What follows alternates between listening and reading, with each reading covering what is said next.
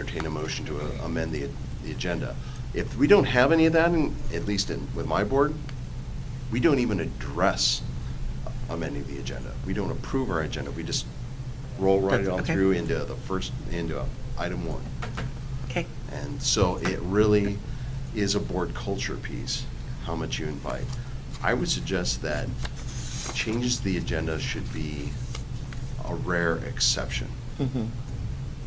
So when we do agenda plan. Changes to the agenda, real time, you mean? Or Real time, during in the meeting, where we're gonna, if you're on the fly, you gavel in and then you start monkeying with the agenda, that should be only for, I would say, operational necessity, to Okay, support your superintendent and staff. So then, basically what we need to discuss or agree on is, if we do have substantive changes, we must contact the superintendent and or board chair prior to the meetings to make the changes. Yeah. This is not sort of a nice to have thing. It's what we need to take responsibility to do that. And review the agenda well enough in advance so that we know if we've got some concerns. Yeah, absolutely, yeah, and understanding that, board members will generate agenda items, that happens, and it should. Or, community will do that via board members, and that's fine. That's, as a representative of the community, I have a parent that's concerned, or a group of people that are concerned about this topic. I'm going to be, okay, I'll carry that, and I'm going to talk to my board chair and say, and I may surface that offline, or I may do it in a meeting saying, we really need to take up the dress code for these reasons, and I'd like to see that. I think the board should take this up on an upcoming agenda. Now, it's incumbent on the leadership, the board leadership, to go ahead and schedule that and figure out how it fits into the scope of the annual scope of work for the board, which takes us to the concept of agenda planning. And so you should have your chair and your vice chair in the room, as well as the superintendent and your administrative professional. And those 4 people are doing agenda planning, and you're working with 3 agendas. So you have your annual calendar, where you have all your stuff, your policy updates, all the regulatory stuff that's got to get done, all the stuff that's got to get done every year. And then you have your optional, your discretionary items that you're going to bring up. Director Adams is, bone in the teeth of the dress code. That's a real example. It is something that I'm actually pushing on, because I'm going to be rotating off the board. We adopted a transgender policy. Our dress code policy is not aligned to our transgender policy, and that was something that we promised we would do. So I got a bone in my teeth. So it's a real example. So board leadership then looks at the annual calendar, and they're going to pace that out, and then you're working with 3 agendas at a time. The one that's 2 months out, the one that's 1 month out, and this is business meetings. So the one next month, and the one that you're about to go into. And so you're figuring out when the logs are going to go on the fire, down to the minutes, and you're allocating your minutes of meeting time. You got 3 hours to spend. So 180 minutes that you have to spend. How are you going to spend those minutes? Well, one of the things that we had done is adopt the agenda with flexibility for the chair to be able to say, it looks like we're going to run out of time, so we're going to move item 7 to 2 or something of that nature, not implying that just because it's been listed as 1, 2, 3, 4, 5, 6, 7 is really important. The chair has the ability to move things as necessary. And that would be where, if I'm not having to approve it every meeting, that's when I would bring something up. Yeah, I remember one where, again, we were the hands-off model for our agenda, but I remember one where it was an agenda item, it was later in the agenda, but it was one that we wanted to have, that I felt our student reps should have input on. Our student reps leave at 8 o'clock in the meeting, and so I was like, it's item 7, and so I said, Madam Chair, may we move item 7 to item 2 or before item 2 and move it up so our students can, and so I just sought recognition at the beginning of the meeting to amend the agenda. So just, again, it speaks to Erica's point of onboarding your folks really well. If you're going to go the way we do it, making sure that they know that they can seek an amendment of the agenda, for the good of the order. But not necessarily add stuff. And let's talk about this. Yeah. Yeah, But like, This is just like anything. well, and this is where, going back to that problematic district that I was talking about, Mhm. that's what these folks were doing, is that they're optionally bringing that onto their agenda. And it's even worse, they're not doing it at the beginning when they should be amending their, they're just like, I want to talk about this, and then they do. And the board goes along with it. Okay? We can't do that. Mm-mm. That, we have to be organized. Yeah. And so that's going back to this idea of our agendas should be stable, and we shouldn't be changing them frequently. Mhm. We should have, the public should know what to expect from us. So on number 6, instead of saying with the superintendent or board chairs, I really think it should be and superintendent and board chair, just like. Yeah, Yeah, to this keep is what that it- transparency between Yeah. both. Mhm. So the staff knows and the board chair as well too. Suit and, I'm gonna put it and board chair. There, got it. And may I just also say that if there are things that are, like, it happens sometimes in minutes and things of that nature, if it's something like a typo or an omission that wasn't, can we bring that to the attention of the secretary and not the whole board? Yeah. Yeah, that, just say, hey, Pam, I noticed on page 3, or I forgot that I wasn't there, I left at 8:00, right? Yeah. It doesn't say it. That's the kind of stuff we can just address to Pam. Yeah. Is that? Oh, you're talking about approval of minutes or something like Yeah, that? Yeah, or the agenda, it has something that's like, I don't even I don't think that meant policy, I think that meant something else. There was It's just a a typo or wording or something, yeah. something. Just, Before it goes public, like Yeah. don't make it a, Yeah, I mean, it doesn't take very long to just say it. I mean, when you're approving the minutes, just say, I gotta change that. Only take. you'd be surprised. We've had a board member who just went through all the grammar on every. Okay, yeah. I mean, holy, so I'm just saying, it's nice to just bring it to the attention and just. Yes, I would say that insignificant or that only surface substantive changes to minutes in meetings. Yeah, if you're nitpicking, there wasn't a comma there, but you mixed a ox for a comma, yeah, please, no. Do not wait. Again, it goes back to you have 72 hours. exactly.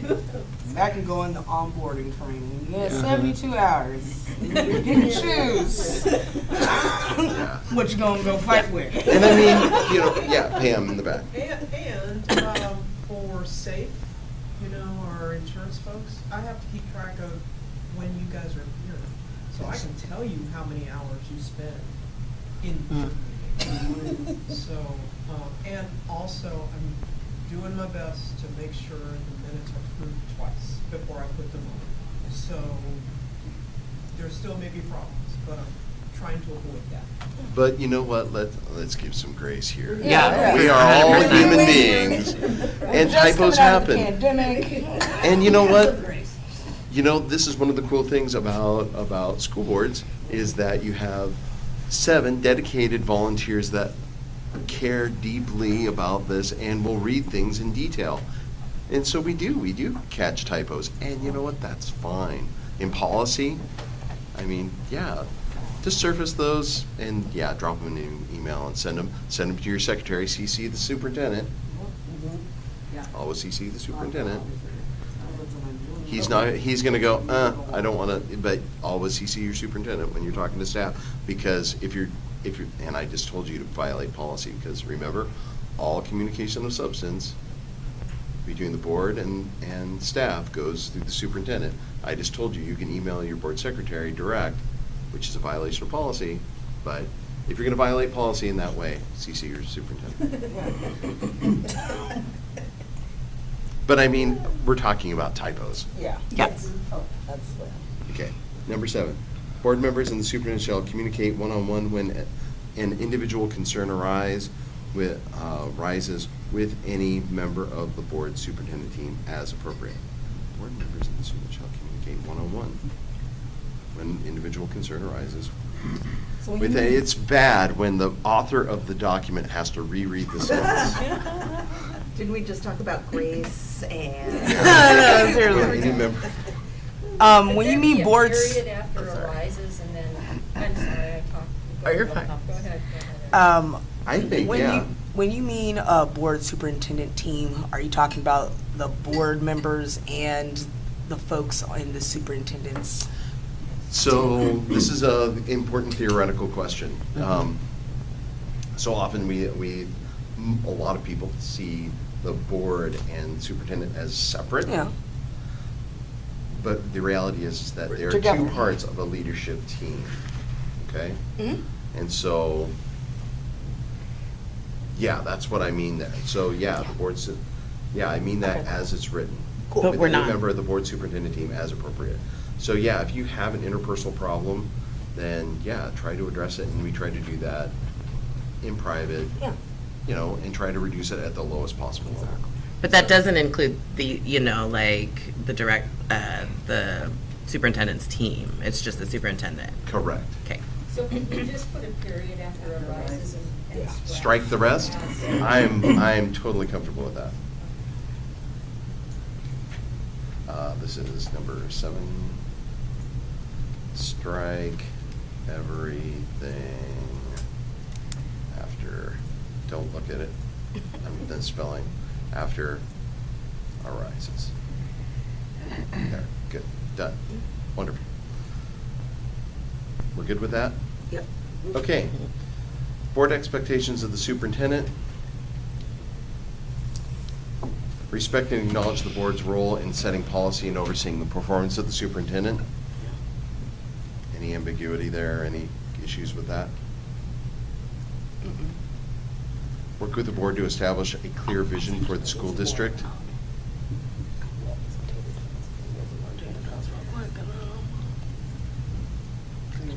It's number 2. And I move this, am I allowed to move it up without bothering you? Here, I will click and lock You're it. gonna get in trouble? Lock, it's locked in place. Now you can, Okay. now you can monkey around with it. All Now right. you can click on it and move it around. Okay. 3, provide information and perspective on all aspects of the district so that evidence-based decisions can be made. Mhm. Superintendent is the board's chief advisor. Mhm. Yeah. 4, communicate with board members promptly and effectively. Yes. And then build trust with the community and in the district. Yes. Is there anything missing?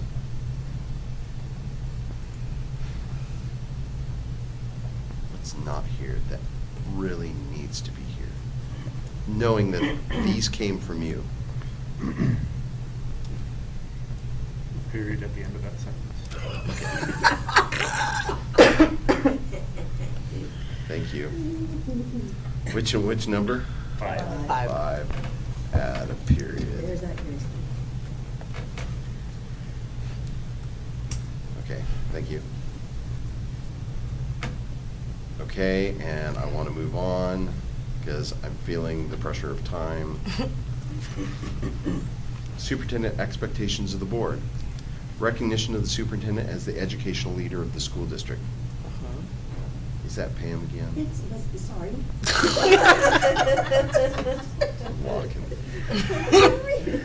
Moving my. Okay, recognition of superintendent as the educational leader of the school district. Yes. Yes. So recognize the superintendent. Oh. So you've got verbs Oh, on yeah, one thank you. side. That's so much more compact in one. And again, I'm gonna ask the same question. Why educational leader? What's? Yeah, there's gotta be a leader. Ah, Education. that. Right. Because there's a difference between management and educational leadership. So Oh. setting, yeah, and maybe James would like to speak to this, or what's the difference between being a manager of a district and an educational leader?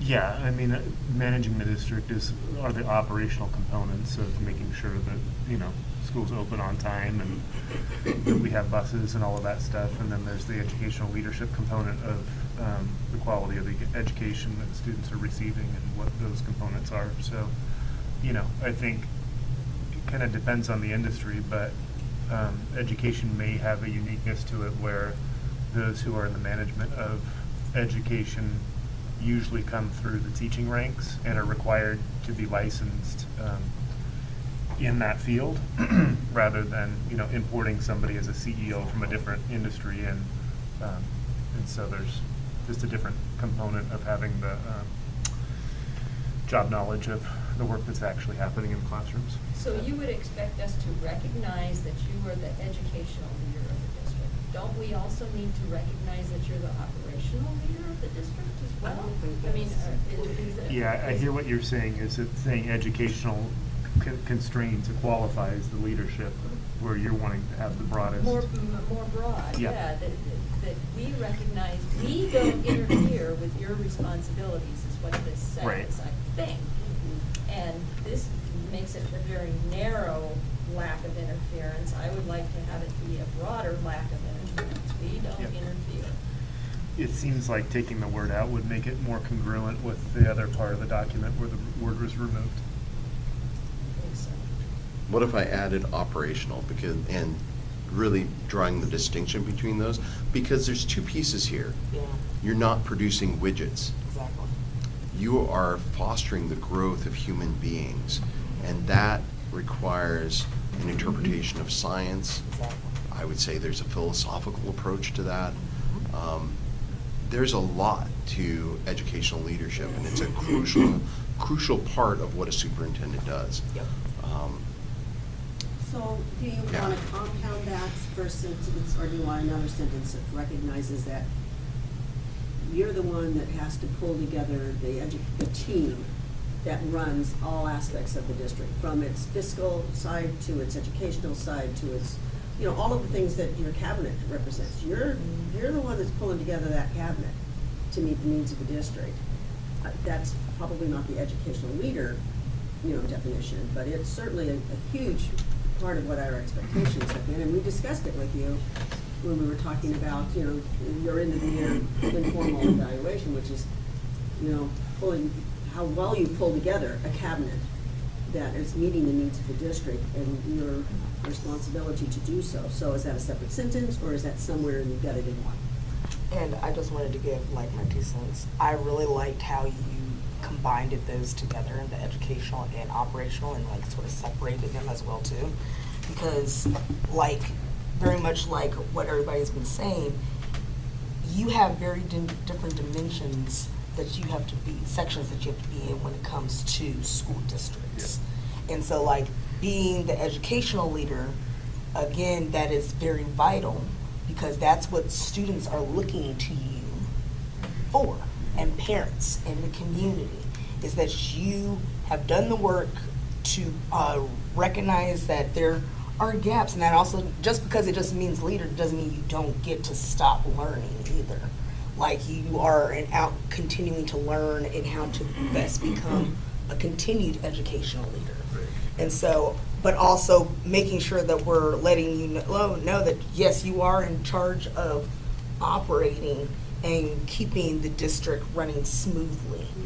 So for me, and as a person that came from the community, I like that educational and operational are in there. I agree. But I wanted to just get that.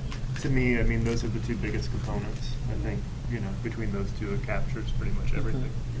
And I could just add a perspective as well, when I think about this as a timeless Mhm. piece, that James is very much an educational leader.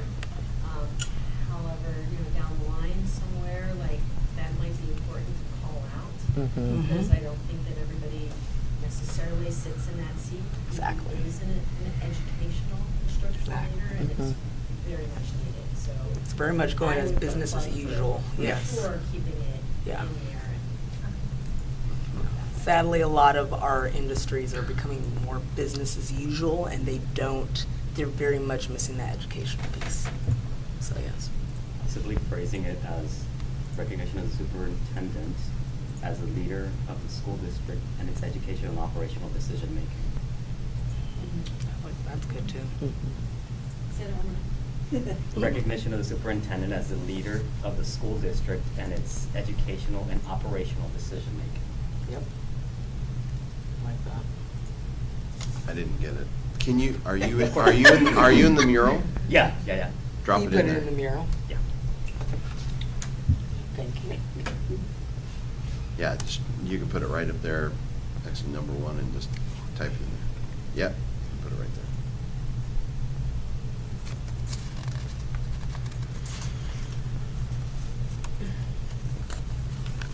Okay.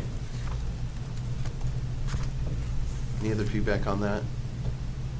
Do we like Alberto's suggestion? Did I Yep. get your name right? Yes. Yeah, okay. So we'll go with that.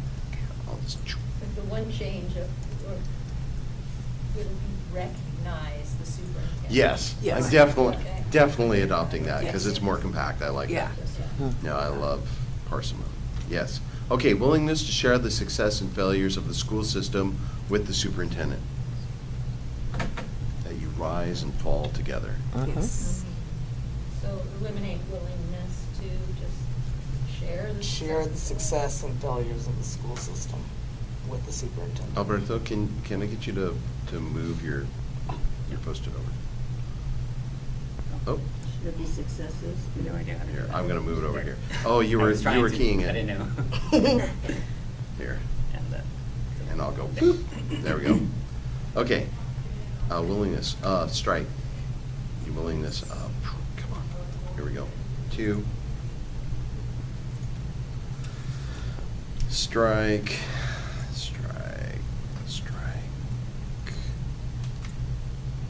I don't know what that means. Hmm. Am I supposed to call you up, James, and tell you that I really enjoyed that high school play? It was a success. It was really good.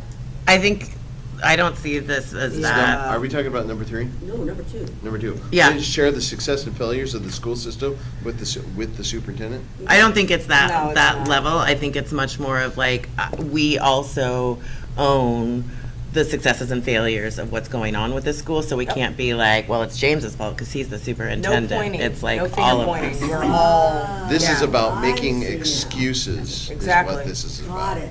See, but I didn't read it that way. Yeah. Yeah. So if I didn't read it that way, are other people, I mean, like I was at that moment. Take ownership of the successes and failures Mhm. Okay. of the Yeah. school Something, yeah, because I system, just the didn't, I honestly Yeah. didn't catch. Okay. You could always just eliminate willingness to and just put share the success and failures. Exactly. I did. That too. Well, you did that, but still, I think maybe there That needs is to it, be something a little stronger successes than share. or failures? Just change the word. Own, Own would this. be own, and instead of take ownership, yeah, simpler would be own. Yeah, own would mean something to me. Okay. Own the successes and I got it. failures of the Yeah. school system. That I was confused. Got it. Anything else on 2? Maybe a problem with the concept of ownership as it relates to. That, yeah, ownership is a tricky word when it comes to some things. Okay. I appreciate the standing in unity with everyone. I'm just wondering how that comes up. Like, yeah, just ownership, like, if it's our students who've had like this, you know, we're like, woohoo, we're celebrating, so like, none of us own that. I just wonder. But I get that, like, Yeah. trying to be in unity around. Yeah. Is this- Things are going good, Yeah. we're all into it together. Things are going bad, we're all in it together. Yeah. Is what we're really talking about is taking responsibility? Right. How about take responsibility? Yeah. Mm. Yeah, that same concept. Yeah, that I say I'm really, appreciating that everyone really, so much today. that really puts it on us, right? Mhm. Yeah. To take responsibility, like, Yeah. what? Yep. I'm responsible? Yep. Anything else on 2? Okay, number 3. Effort to foster unity, harmony, and open communications with the board. So, superintendent, with the superintendent, maybe, is a better way to say that? Yeah. Scratch effort too. Yeah. Foster Foster unity, yes. unity, harmony, and open communication.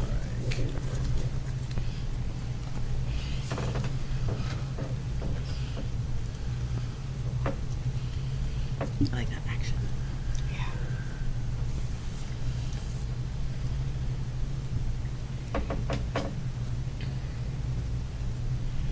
Got it.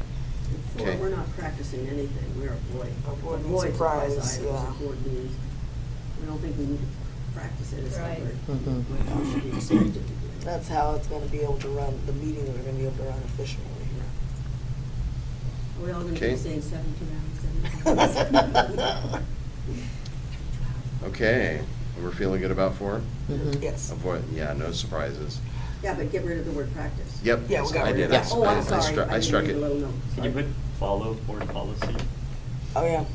on number 4, beginning, for agenda Avoid items? surprise items at board meeting and follow board. Oh. Or even policy. start it with You follow already board have policy follow board. There you go, by, that, yeah, there you go. To avoid. Because that's what you already have. Yes, Yeah. true.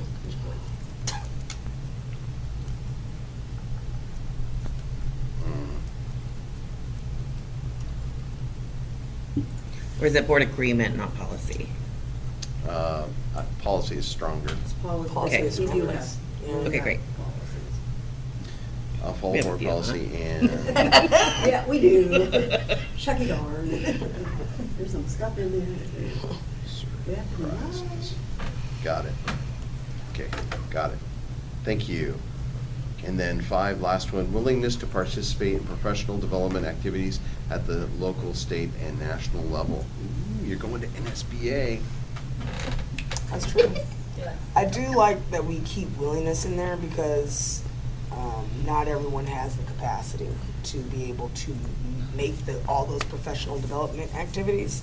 So by having that segue of saying, you know, if you can, if you can't, we understand, because this is also not a paying job, so you have to, you know, do Which you that as well too. So, yeah, I think that is, opening that up will help let them know, let the board know that stuff is there, professional development opportunities are there, and they'll be coming. So I agree with keeping that in, like you said, Erica, but to keep the parallel, could we say participate as possible or as able? As in able. Professional development activities in the local, state, and national level? Yeah. Does that have the same meaning to Yeah, you? I think as able, yeah. Okay. So participate as able, so scratch willingness to. Yeah.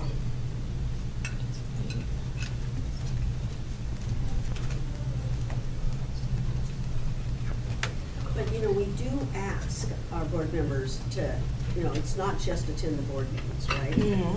So, I get the as able, I do, but Mhm. it's kind of like, when we list, these are all the things, this is all the stuff the board work is. Like, we've had a lot more board work because of bond, right? And we've had other things where it's like, can you go? Can you go? Mhm. Can you go? And have that, you know, making sure that people are asked. And it's not just the same people doing. Yeah. And maybe that's just a statement I'm making about it, rather than trying to reword it, but, because I get the as able, but it's something I think we need to be clear about when, and it's hard when you're elected, you're not clear about what your duties and responsibilities are. It's true. Right? You learn it when you're in here, not before you get here. Yeah. Which this should be, you know, this should go out to all candidates for board, Sure. you know, Yeah. elections or whatever, so Yeah. people could. Understand a little bit as a head glance. Yeah. The reason why I also think as able is that, and it's no fault, it's just that we do not have enough funding through OSBA when it comes to scholarships. I went to the one in San Diego, and it was the Oregon Communities of Color for the schools, their caucus, and they helped me with a scholarship. But even alone with the scholarship, I still had to pay, and that's and that's because there's just, quite frankly, not enough funding for public education right now to put that into scholarships.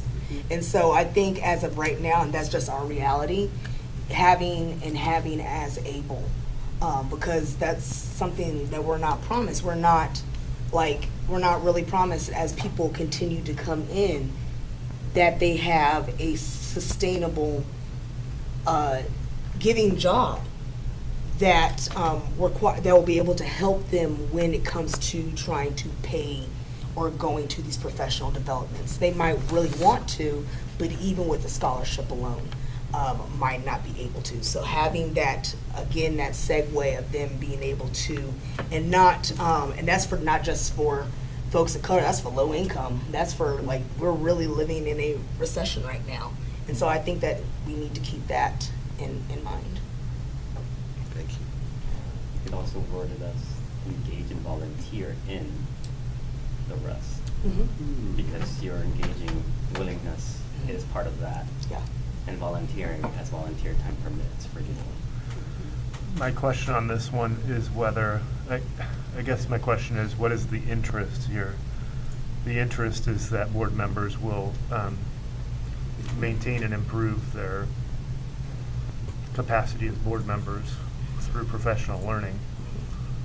Does that, to me, I could be wrong, but assuming that that's correct, does it need to be by participating in professional development activities, or are there other avenues to do that? Like we read Robert's Rules last year. That's not going to a conference, but you learn something. You spend an hour a month going through policies. Yeah. That's Yeah. improving your skills. So I wonder if there's another way to approach this Okay. that isn't about going to conferences. Absolutely. Yeah, that's true. Yeah. Yeah. Because I've signed up for, I've done Yeah. a couple of those So that- things. Yeah, Yeah. as a board trainer, when I think about board professional development, I'm not thinking strictly of conferences or even having an OSBA trainer. It could take a variety of different forms. And in fact, I would argue that staff reports on district operations is part of board professional development. The reality is that, like I said, there's no expectation that anybody stepping onto a board has any expertise in education. Exactly. So that needs to be a continuous effort on the part of the superintendent and district staff to educate their board and bring members up to speed so that they're conversant, so you're all speaking the same language. And I thank you for bringing that up too, because I probably should have started with that too, and that makes total sense, because like for me, the reason I got so far in my organizing and how I am doing now is because I taught myself. Yeah. I didn't have mentorship. I didn't have a blueprint. And so, but that also meant long nights reading constitutions. That meant long nights learning about bylaws for different organizations that they didn't even know themselves, Yep. and they were in the heads of. So like, that is to professional development. So yes. So I wonder, like, engage in professional learning activities, or and then just willingness to engage in professional learning activities, period. Yeah. Yeah. Is there funding for that? For, Like, I mean, so I mean, just transparently, like, I signed up and paid for, like, the crash course for the chair and some different things on the side, just because it was something that I wanted to do. But is there actual board funds set aside if somebody, Yeah. like, if we do get a new chair and we do want to send them to the crash course? that's a Because I good would question. highly recommend it. Because some of you went to the Bend conference this summer, and that was Yeah. paid for Mhm. through Yeah. professional learning funds through the district. I could pull up that account right now and see roughly what that is, but there is a fund.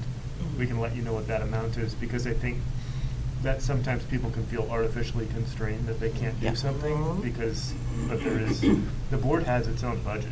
Yeah. You have your own line items for certain things, Cool. so. And I think that going into the onboarding of our Mhm. board members, that Yeah. will be very effective in terms of them being able, especially for like people in lower income brackets, BIPOC, persons with disabilities, and LGBT. We have already been like told for certain things, or through our own life experience, that money, and especially us having to live from paycheck to paycheck, that it's scarce. And so to not know that we have a avenue where we can get supported if we really want to go to this training, if we really want to take this course, that's going to be very vital to also keeping board members around in volunteer positions. Basically, what we want to know is how we can make a difference. And if we have to learn all that stuff ourselves, on top of being advocates, on top of like putting money out and doing that stuff and not feeling, I mean, I understand volunteer, you shouldn't probably think about recognition, but that's how we keep going. That's the motivation to keep going, is that we get recognition, that we get, and even if in small ways, and that's professional development. That's what I've learned, is that people just want to be taught and educated on how to be an effective leader. So I think that by, creating that avenue and starting that, having that stuff again in the onboarding thing, so we at least know where we can go or who to go to for those questions and stuff like that, it would be very helpful. I don't disagree with anything that's been said. The challenge that we've had is perception. It's like, you live somewhere, you paid for that.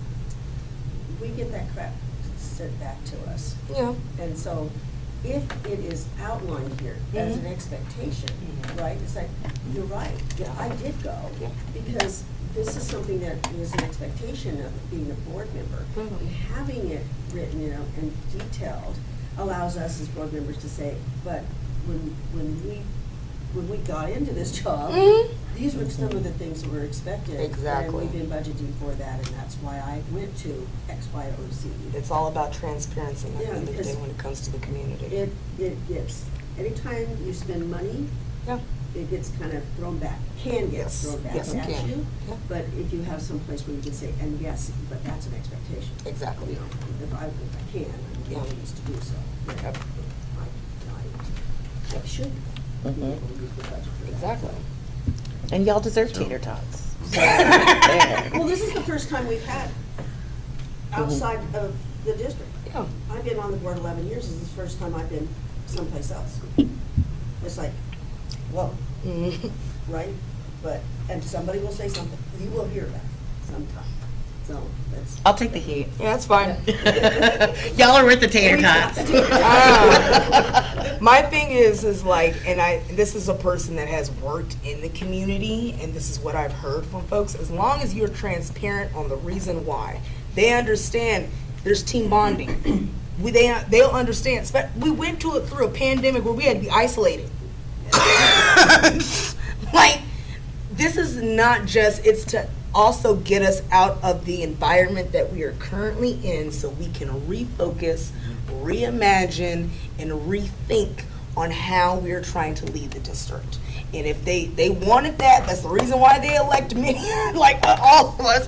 That's the reason what we're trying to do. That means taking things out of it, and you can even, if they want a science thing, you can turn to a bunch of wonderfuls, tests and things that have been taught, that by moving yourselves out of your current environment, it's going to help create new, what was it called? Neuron pathways and all those different types of things. So this is to help make sure that we continue forward with the vision that we all have to make Centennial a better place. This is not just for luxury. Yeah, no, right. It's not. So there you go. Thank you. I want to keep us on time. I know we spent a lot of Yes. time on this with You Vince. spent a lot of time. But I think So, we've come to but we're- some really but- fabulous. But we're at the end, and on this topic of professional development, I will tell you that the research from the early 90s to today shows that there is a direct causal link between feeding school boards tater tots and student outcomes. No. That professional development can and does change how and what school boards do, and that has an impact on student outcomes. It also functions well with between board members too, so. Sure, yeah. So I want to just pan out here. Just take a look at the work that we've done. This is great. This is amazing. Lots of great input. A lot of input on what we cook, but that's good stuff. No, okay. So next steps. I'm going to take all this input. I'm going to incorporate it into the document, and then I'm going to pack it up and send it off to your board secretary. She's going to share it. I think that at this point, the document will be in a place where the board can then take it and go ahead. If there may be some little tweaks that you'll want to make, but you're really, really close to adopting this and launching. Great. And then you can wash your hands. And that should be an agenda item where we officially all adopt it, probably? Yes. Perfect. Do you think it'll be done, when is our next September meeting? Or meeting in September? I forget. 14th. We 14th? meet Okay. twice in September. Oh, that's I right. believe the first one's the 14th. Yep. So with that, I'm gonna close the tab. I'm gonna stop Great. my share. I just want to express my appreciation and a real. I guess I wasn't sharing my chat. I can leave the meeting though. I just want to express my appreciation for this board and how far you have come in a short time. When I started interacting with this board, you were approaching a place of crisis, and you have pulled together and are doing amazing work. And here you are, in retreat, with staff in the room, right where you're supposed to be. And you're doing great work, you're interacting with this. I mean, I never redirected you in any way. You know this stuff inside and out. You're good, you're a solid board. And so I'm just immensely proud of you, and I can't wait to go talk about how the awesome work that Centennial is doing. So hats off to you. Thank you so much. If you need anything, you know where to find me. But yeah, I'm going to send you some documents. Thank you so much for your time, and I'll let you get on with your meeting. Thank you, Ben. And I'm going to. At this point, shall we take 5, 10? Maybe let's take 10. Yeah, let's take 10. Let's take 10 because we all ate and are sitting and need to walk around the grounds a little bit, maybe. Yeah, that's good. All right, meeting adjourned for 10.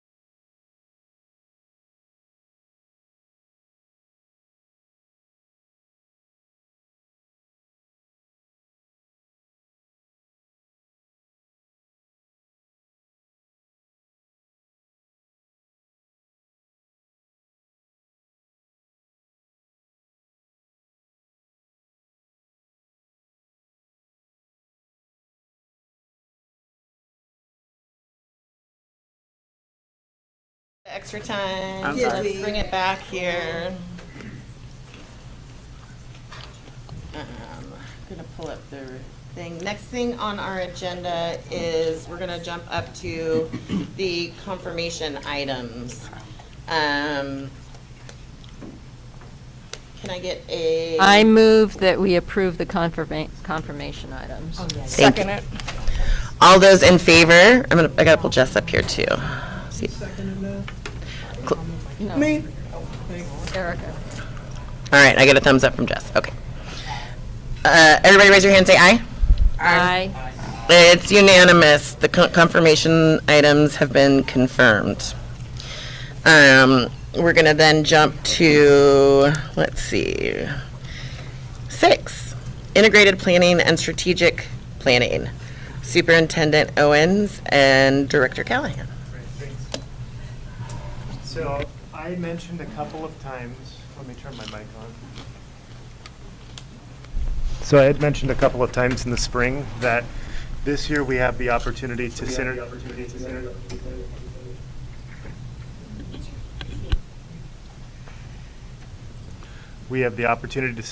two efforts. One is the integrated planning process that the Oregon Department of Education has for us. The other is we are entering year 5 of our Destination 2023 strategic plan, and so we have an opportunity to cast out further into the future. Mo is going to give us some of the nuts and bolts, but I'll give us the high level just to start, and that is this.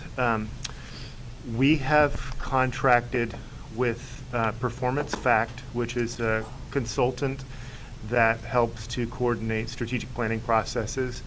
We have met with quite a few consultants this summer, I think 4 different consultants. We had 2 that were promising and landed on Performance Fact as an organization that has a track record for doing strategic planning. When Mo goes through the presentation here in a moment, she'll talk in more detail about some of the resume of Performance Fact. The representative from Performance Fact couldn't be here today, but we will schedule to have her be here with the board to be able to specifically address their process. And so what we'll be doing this year is coordinating with Performance Fact to put together stakeholder groups to help re-envision our strategic planning process and to integrate the integrated guidance that ODE has outlined for us. And so what we'll do today, just so that you can have a high-level orientation of this, is Rose and I had talked about a month ago about kind of what to bring here to this group, and we wanted to first outline what the integrated guidance consists of in terms of the 6 funding sources or the 6 priority areas that have attached funding sources.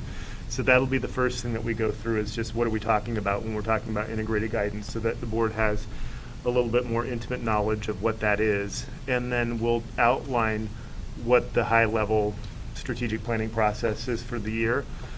We will have a more concrete timeline here shortly. We don't have that quite yet, but we have the skeleton of what that outline will consist of. We just need to plug in dates for that. But all of that's to say is that we'll run through just some of the high level. Here's what we're thinking about for this year, and this is what we've talked with the consultant about. And then as you have questions, we can bring the consultant back specifically to help kind of address more granular pieces. But I'll turn it over to Director Callahan here to walk us through some of the high points, and I'll chime in as needed and ask questions as we go through. Some of you may be aware that ODE, you are muted. Uh-oh. It's fine because your Zoom is muted, but you have your microphone on. Okay, but I'm good. Okay. So I'm good. Okay. ODE has been interested in us integrating a lot of these, many of these initiatives for years, and really have finally, I think, been able to pull the trigger on this. And so with them putting forward the process that they're looking for, and then us combining this with our with Performance Fact, I'm excited and confident we're going to turn out a renewed strategic plan. So I'll start with the 6 chevrons, if you will. You can see they're listed out there, and I'll get into each one of them in a little bit. But they all share the common elements of, as we have to put forth plans for approval, they all expect high levels of authentic engagement. They all expect an equity-based lens in the work, focusing on students who have been historically marginalized in our systems, comprehensive needs assessment, and a continuous improvement cycle. So they each one separately has been requesting all of that in our applications and our approval of these plans. The common goals, when you look at well-rounded education, equity advanced, engaged community, and strengthened systems and capacity, very similar to the goals that they've had in the past. And so the first thing that Chuck and I did is we just looked at, okay, so of they these... might not know who Chuck is. Oh, thanks. Chuck Tomac has been a consultant with the district. My understanding is for almost a dozen years. Yep. Very instrumental in helping me transition into the position, but also a lot of expertise as it relates to school and district improvement plans. So, Can you back up a slide for a minute? I'm sorry? Can you back up a slide for a Yep. minute? Yeah, I just wanted to point out a couple of things, plus I feel like standing. So these pieces here already exist as individual programs. The problem with those programs is that they live in their own individual silos and require their own individual plans. And so the problem with that is that you get multiple different funding sources that don't synergize together. So you may have a committee over here that's planning this effort, but isn't talking to this committee over here about synergizing those efforts and braiding that funding together. So the idea is that you've got these six different plans that will then have a coordinated funding stream so that you don't have so much disorganization in the system.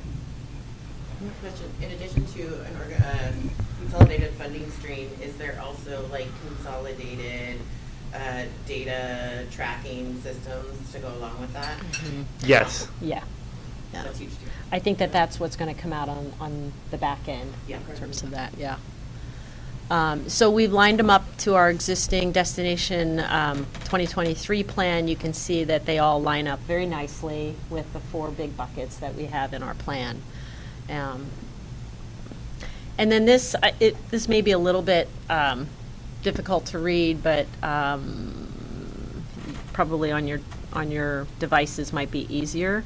But if you look at each one of these, I'm going to actually draw your attention to Everyday Matters, EDM. That's really addressing chronic absenteeism through the attention of student engagement, school culture, climate, and safety.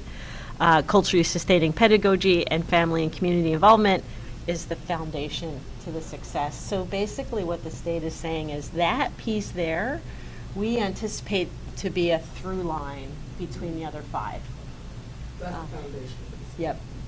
And Yeah. previously, we were identified as a district because of our high chronic absenteeism. We had a separate grant for that. Those grant funds have also expired. That's also why they're intentionally saying within those other pieces, there should be work that you're doing that does help to enhance absenteeism. Yeah. And just a note for each one of these, the high school success, that's the work that Zach will continue to lead around Measure 98 and really the increasing our high school graduation rates and opportunities there. The student investment account, that is really is about the mental health and behavior needs while also reducing those academic disparities. And so that's something that Paul and I have presented at the board in the past in terms of an update on where we're at.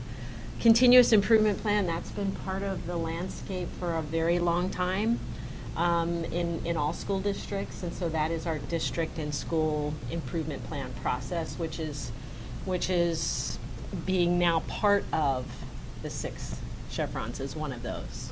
So the career tech ed, CTE also under Zach in terms of the college and career, the career and technical ed program piece. No, they might not know who Zach is. Oh, Zach Ramberg, assistant principal last year was assistant principal at the high school and is this year the CVA principal, but he's still holding on to these duties. So. And then the early indicator and intervention systems, that's really your systems that help support kids with interventions, making sure that if there's a behavioral need, a health need, that they are getting services in order to continue learning. And now you're saying that these programs are working with each other now during the stuff? That's the intent, is that they're connected. I would not say they're connected yet, but it is interesting though, just even in the planning phases, you start to see those overlaps. And so it makes a lot of sense that we're moving in this direction. So, any questions? I just wanted to give you, it's all listed out there for you. So, also, I'll just go back to the first page. I put the ODE guidance booklet linked on the first slide there for those enthusiastic readers that want more details. This will be the process. This is the state process, and really spending the fall learning and preparing to dive into this as a community-based process. And I put on the bottom row, those are actions that we've taken just on our own and with the support of MESD. So the ESD has put out a couple overview sessions where a core group of us attended. And then this summer, we spent 2 days in June just getting our heads around this, like what are we being asked to do, what are the expectations, what are our needs as a community and district. And so I think that was a nice jumping off point. And then most of July really spent in search of finding a consultant that would work with us. And so we feel pretty good about where we landed there. So they're called Performance Fact. And then the rest of that will really happen with the various groups that they'll work with us in terms of community partners and stakeholders, students, parents, family, staff. Then we'll develop the plan. We'll have to submit, much like we do with all of our grants. That submission, I believe, is end of or beginning of March, or it's the month of March, and then they'll review it. I don't know if there'll be an opportunity to make adjustments, and then they'll finalize that probably by April or May. Having the plan be due in March also helps with the fact that we have the budget season that comes up in the spring, and so that way with the planning that we do this year, we can act on what's been prioritized by including it in the budget rather than having to wait for another budget cycle if the plan was due later in the spring or in the summer. This is the just high-level timeline. So they really started last January, February communicating that this was going to happen. They've been right spot on with their timeline of we're going to communicate this on this date, and then they've been having great follow through with that. You can see the dates laid out where July of next year we'll be ready to implement. So can I ask a question just so that I understand? This is something that they're doing on a state level, but each individual district is responsible for their own plan. Will there be any touch points between districts throughout the year? Oh, great question. To see what they're doing and what they're doing? Is everybody's kind of developing the same thing? Yeah, I anticipate that happening at the ESD. And so they've really been very inclusive as far as all of our districts coming together for that. Yeah. Is it a competition? No, there's not. It's more of an accountability. Responsibility and accountability is what I'd say. Yep. And we've already had 2 meetings with the ESD where all of the East County school districts were a part of that. And so I foresee the ESD continuing to support collaboration along this line. Yep. So is there a chance for board collaboration with the ESD? Oh, with the ESD, that's a great Because I'm question. wondering if the ESD itself is going to be Mhm. applying, and I think I'm still on the budget committee for yet another year with the ESD. And I'm thinking I'd like to know what's going on with them in terms of this application process and this involvement before we get hit with the budget decisions Yeah. for them. Well, and I think when Pam had just said, are we in competition, these grants are non-competitive grants. Like each district is provided certain amounts of funding based on like student counts and all those. Plan of action. Yep. Grant going to offer. Exactly. Well, this has been life in Oregon. Everything is a grant. At least that's my experience.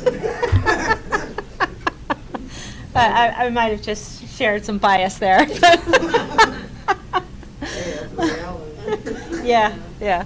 So, but that is a good question, Claudia, and I'll be sure to connect back with Angela on that to see if that's going to be extended to boards.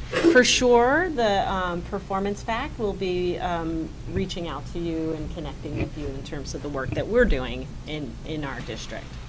So, and I'll talk a little bit about that in a minute. These are really, when you think about, this is a massive undertaking, and yet these are the requirements. Very, well, actually, I'm going to ask you to take a look at that list. And I'd love to hear just any particular noticings that jump out at you.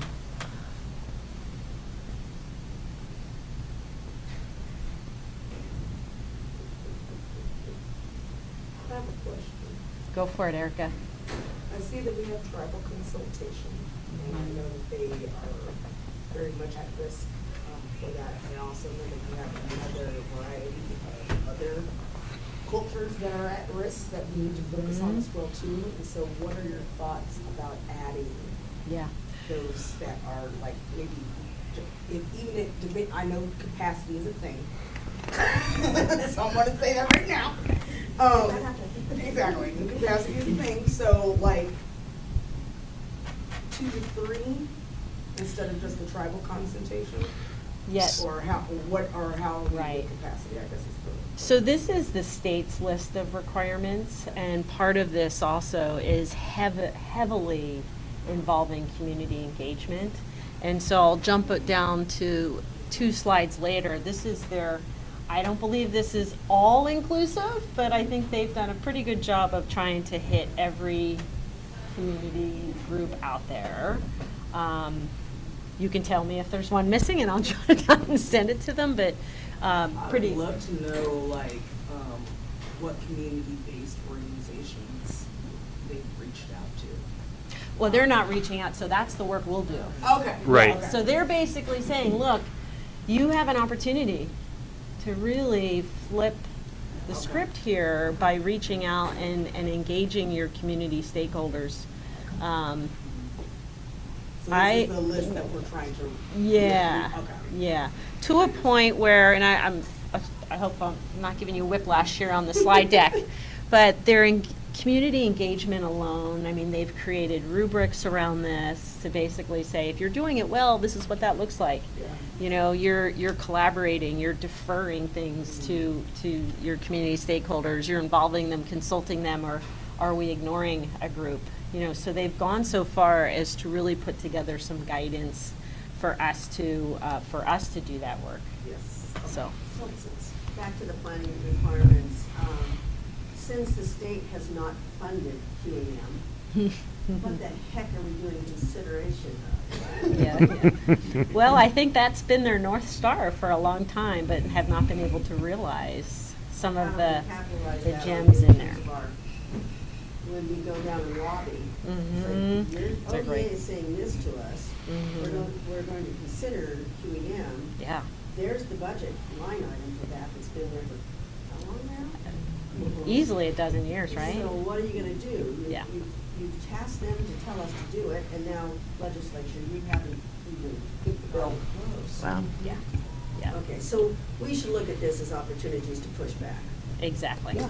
Yeah. And also opportunity for us as a district to say, okay, if we say this is important, how are we going to prioritize it in this? That means connecting with our community leaders that are out in East County, and other, organizations. Yeah. To really start getting a plan of action when it comes to legislative.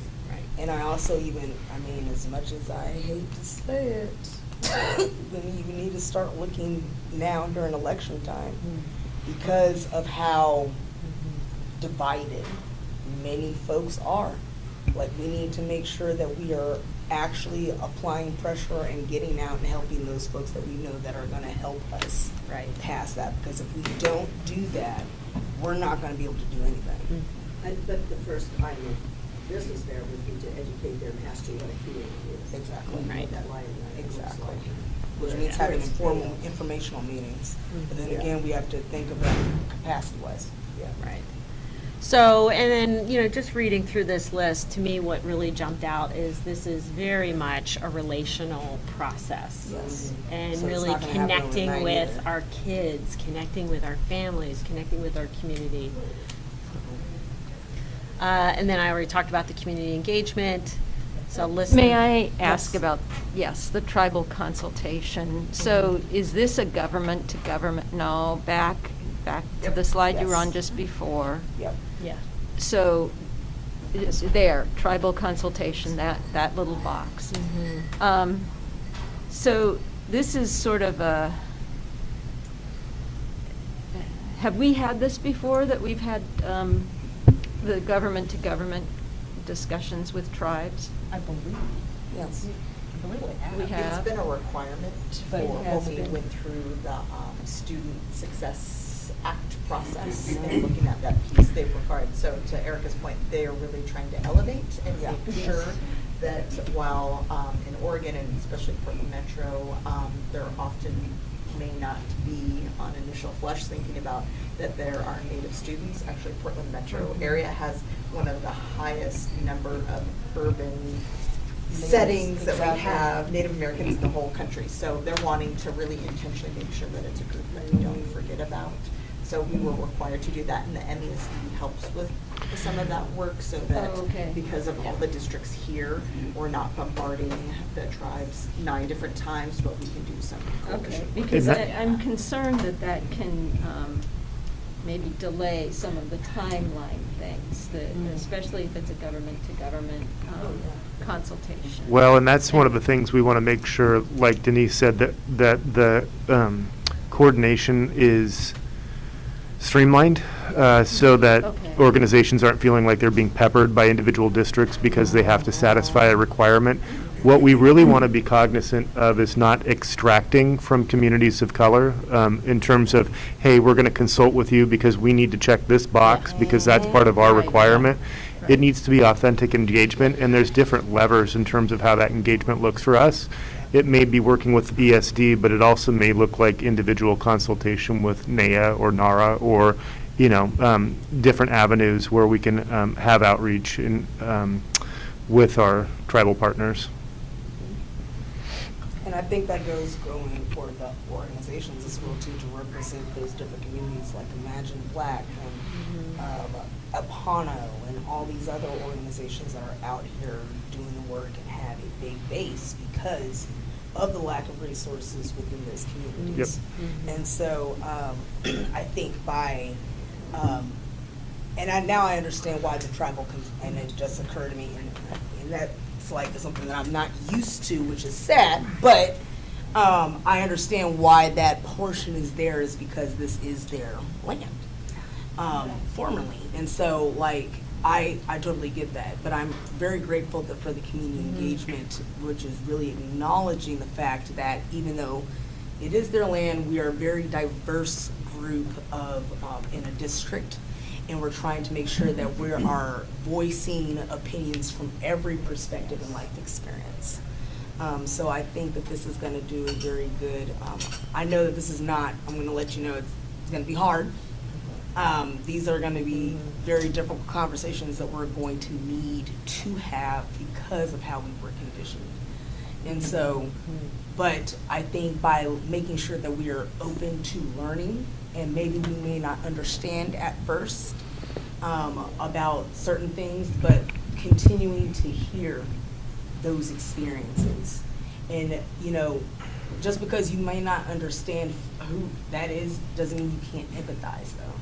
That's all about growth. So I really like how this is shaping out, and how we're not trying to skip beats on that as well, too, because like you said, it is a relational, intentional relational relationship for folks that have been invincible to very much of the system that we live in right now. You do have to know that there's a sentence in there, tribes are sovereign governments. Yes.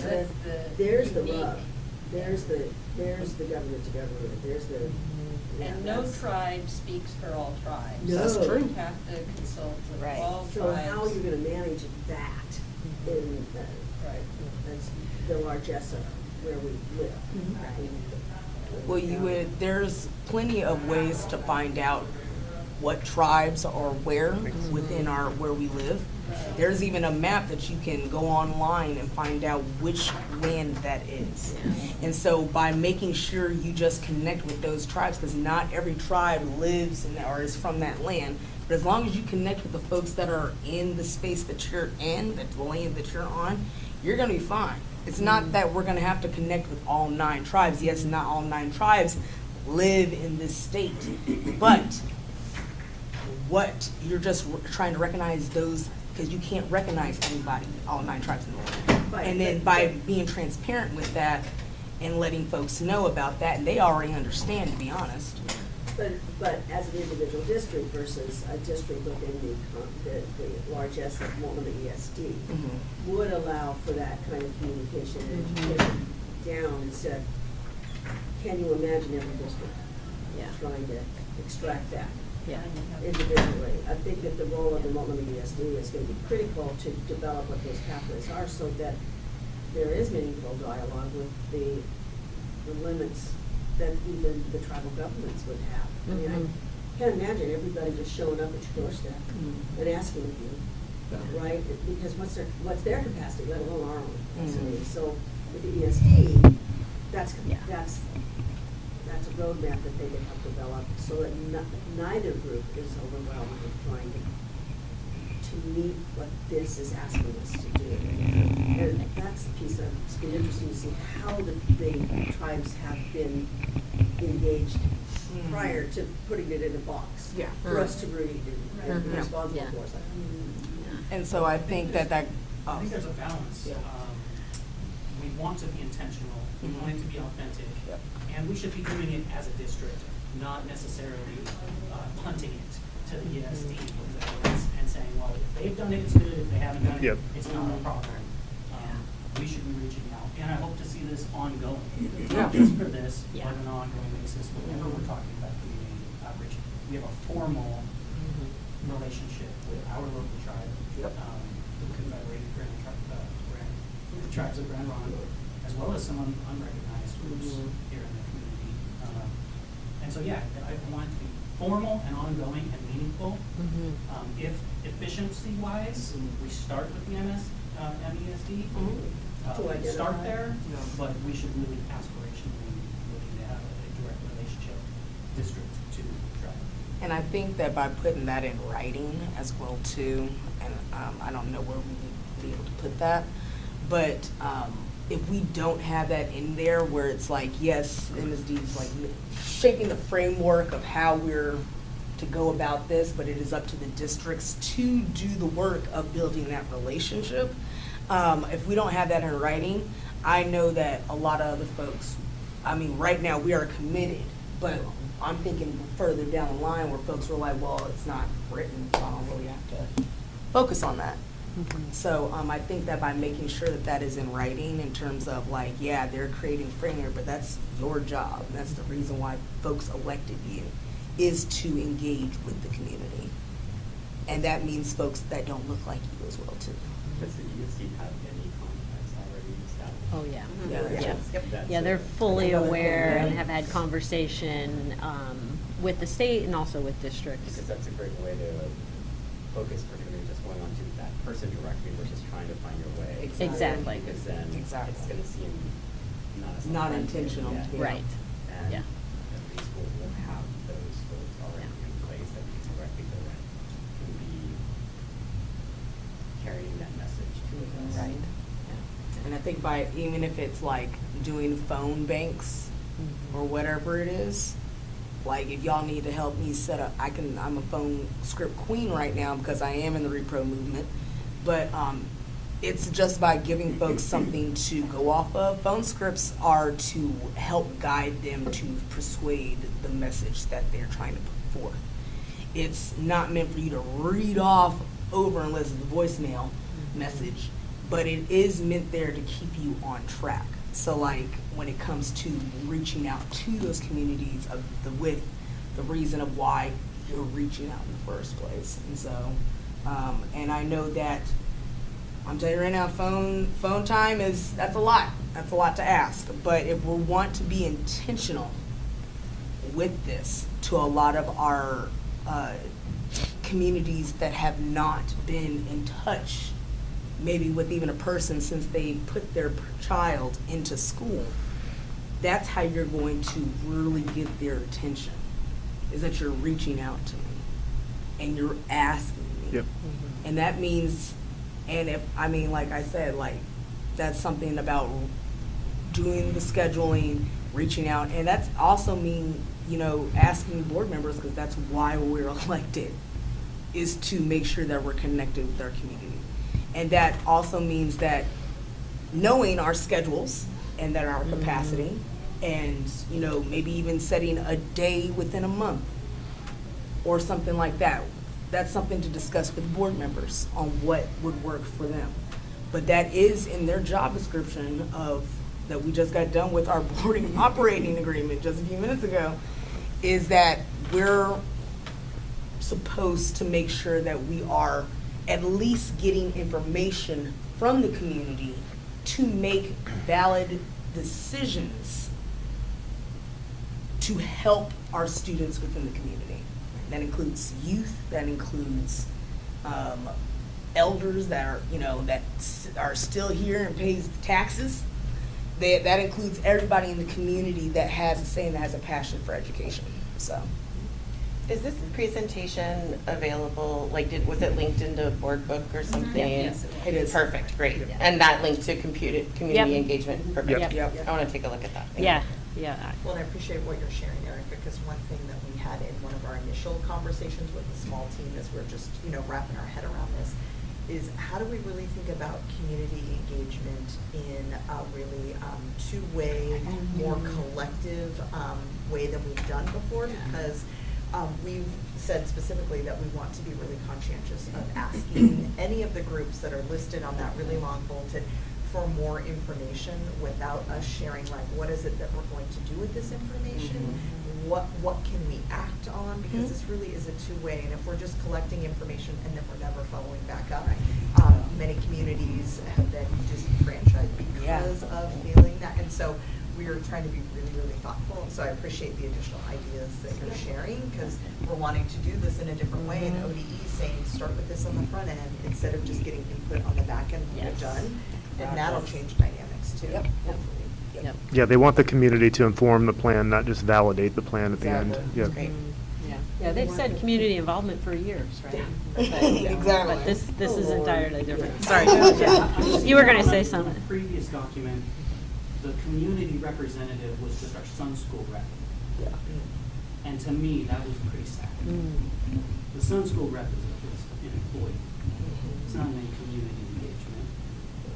I mean, that to me indicated that there was a large gap that we need to bridge when we're talking about reaching out to the community.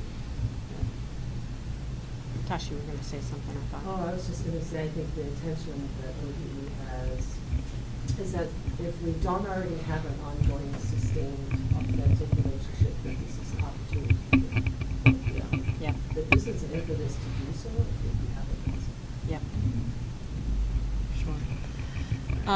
This is, I love this visual mostly because this is just an example. And so the ODE has put this out, but these are possible strategies or activities, but then you can see how they've kind of like done this checklist of where is that integration.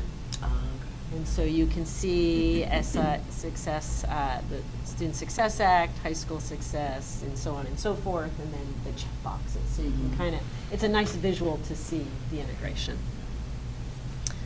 And then this, I like this visual because, David, your comment about really creating authentic relationships with our community, what the state is saying is this will be a 4-year cycle. And so I think, how old was the last plan? 6 years, 7 years? 5. 5 years? Yep. So everybody will be on a 4-year cycle. And so you can see, so spring of last year, we started pre-planning. Fall, we'll start to engage, apply in the spring.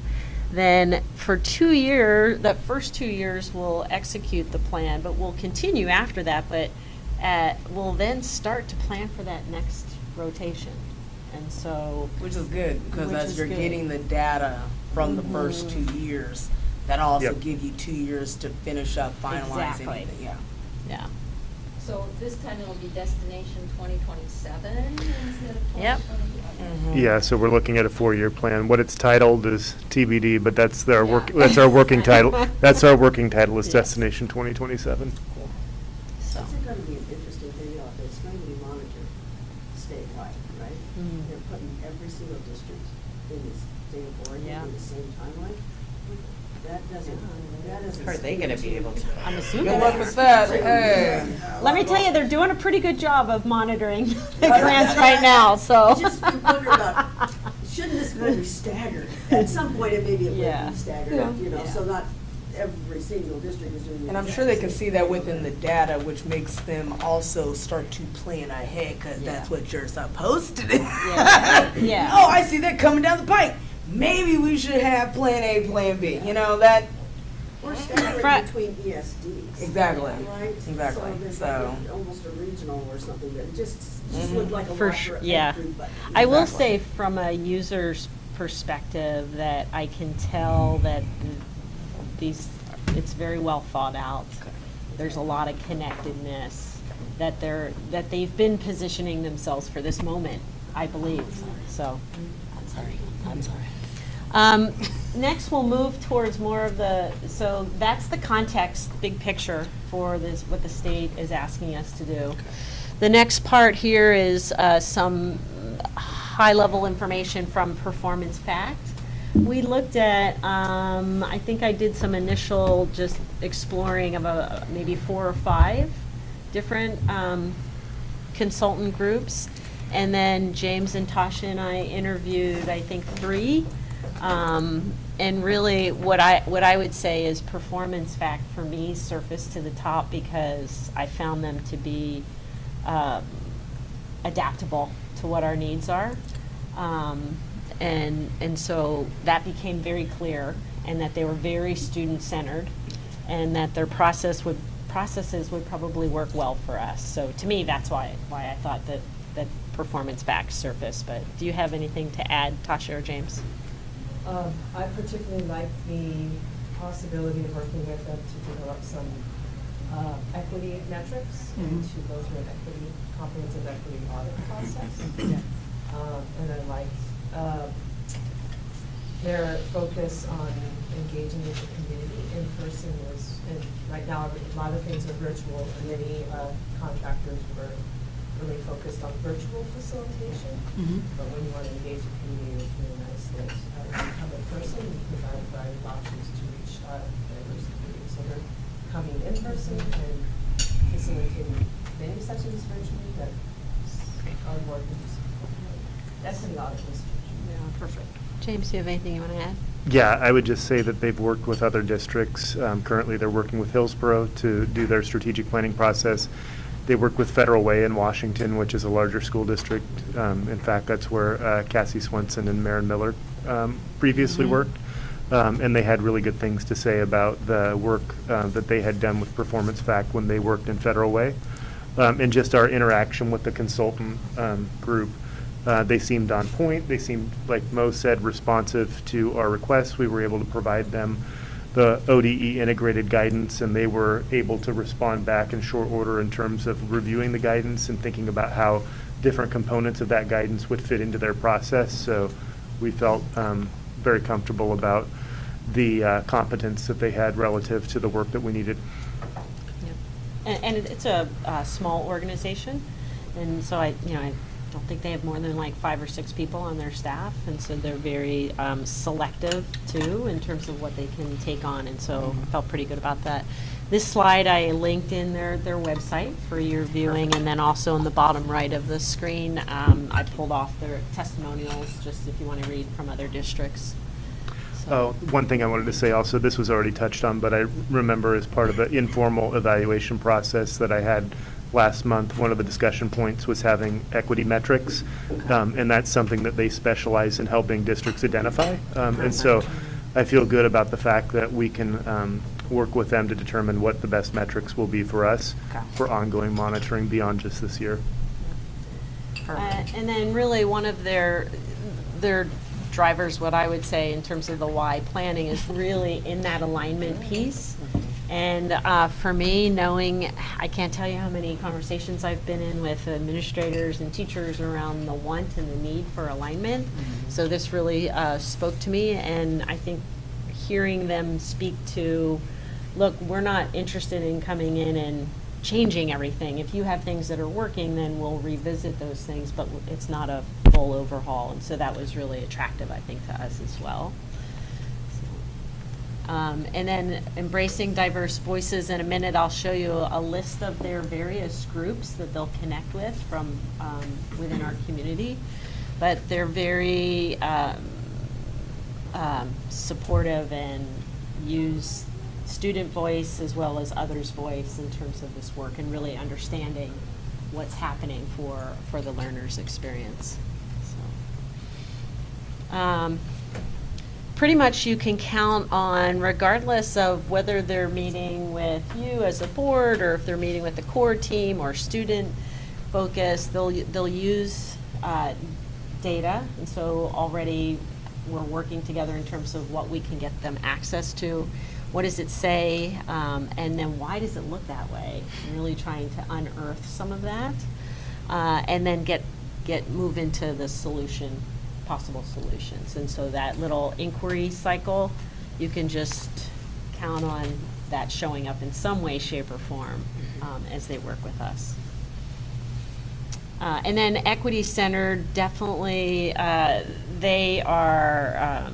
I think this really stuck out for all 3 of us, just in terms of very student-centered, very equity-centered in terms of making sure voices are heard, that we're putting forth a plan that does get at, Erica, what you were suggesting, too. So I feel good about that. If you notice under 1 and 2, so really it's around those 3 things: student learning, instructional effectiveness, and then empowering infrastructure, so the systems that we put in place. The top 2 sub-bullets off to the right where it says first 2 bullets, we've talked about those as being possibly a more refresh. So as they embark with the work with the community, that our destination 2023, our initiatives, our mission and vision and equity statement, that might just need retweaking or some shifting, maybe not an overhaul. And so that's why that note's there for the first 2 bullets. Yeah, I'll just offer on that. I mean, we had a 5-year strategic plan that was thoughtfully developed. There's a lot of data systems and structures that we established in that process that will help inform some of the data analysis that goes into it. And so I think the consultant was pretty happy with some of the foundational elements that we have as a district going in.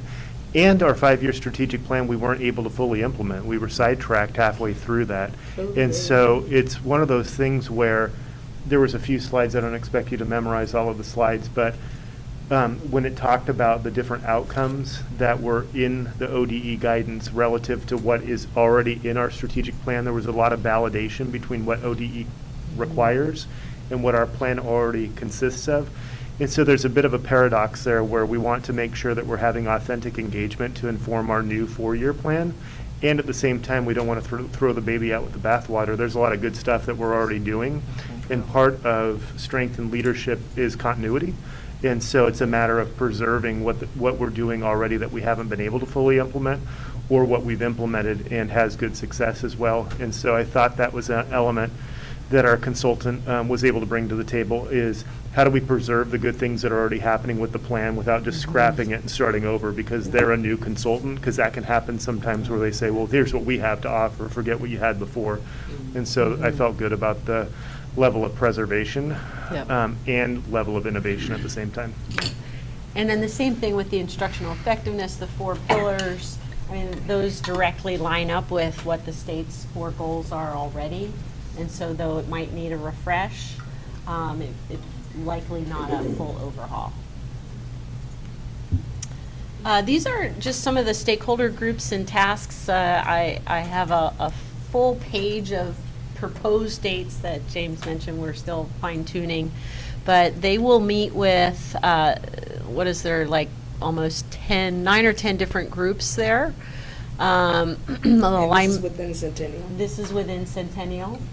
And so. Can I amend that to say that they will help facilitate us meeting with those groups? Thank you, James. Because we're not outsourcing this process. We're having them help frame it for us.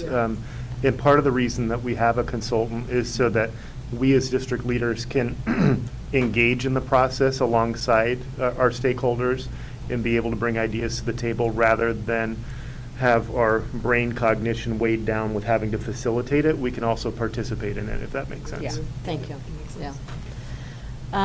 So again, all groups will experience some similarity to looking at data, some analysis or discovery, and then possible solutions. You can see the 2 groups that have the asterisk, the core planning team and the instructional focus team. Those will be called on the most frequently, or most frequent.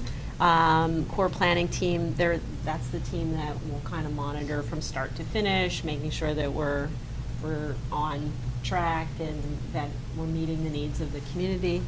The instructional focus team are educators as well as others, but really getting a sense of what does implementation look like in the classroom? What does instruction look like? How is that showing up? And so that is also, they'll meet not as frequently as the core planning team, but frequently.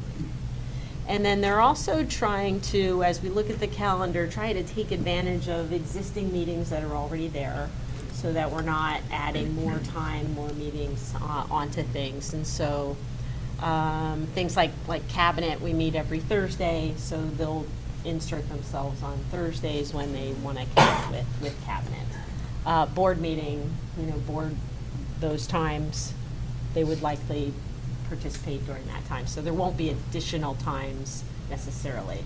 Then could we try with the second board meeting of the month is supposed to be time for us to work on meeting things, right? It's supposed to be us thinking about something and working on something instead of including another OSBA policy. Sorry. But, so if we could focus the agendas to facilitate that process, that our second meeting of every month is, not maybe just this, but this is gonna take a big chunk of time, right, to get us to go. And that we understand that we will be coming in to have those meeting discussions and input, et cetera. I think that actually will help us out immensely when it comes in time for us looking, because it is a 5-year plan and it's going to take time. So us devoting our second meeting to strategically planning this, because I think that that's a lot of the issues with our systems that we have now is they're really reactive and not proactive. And proactive means plan, and my favorite thing that I have right now is that if you fail to plan, you plan to fail. So if we're trying to really bring success to our students, that means us taking the time to learn how to strategically plan. And I understand that that's not everyone's expertise like it is for me, but by us devoting a time to that and learning the process with the consultants in this type of framework, I think that that's going to be very helpful for Centennial going forward.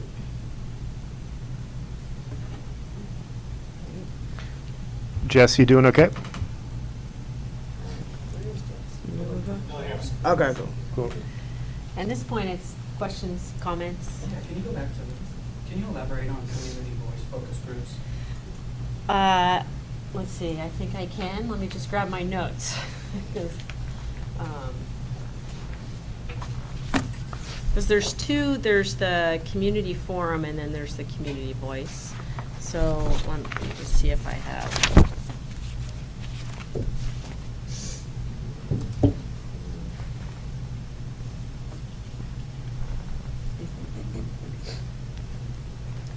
And what were you bringing up? Sorry.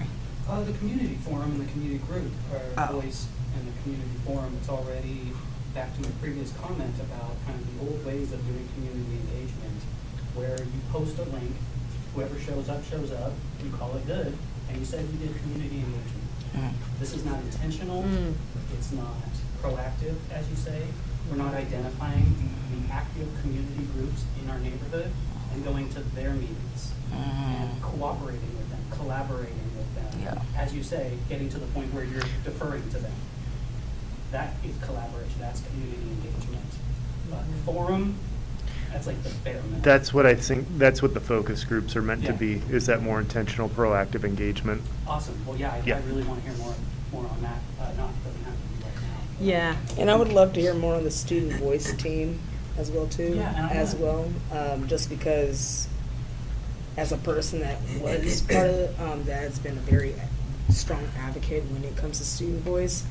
I know how it is when it's like, oh, we want your voice. And then again, it's the forum thing or something that's very meatier and it's not meeting with them where they're at. Mhm. And so I would love to see our plan on both the community voice focus groups and the student voice team and what we're our focus And I on. want to see how we can operationalize that on an ongoing basis. Yeah. We're always looking for student voices. Exactly. And we want their input on our policies, on our actions, what we're doing.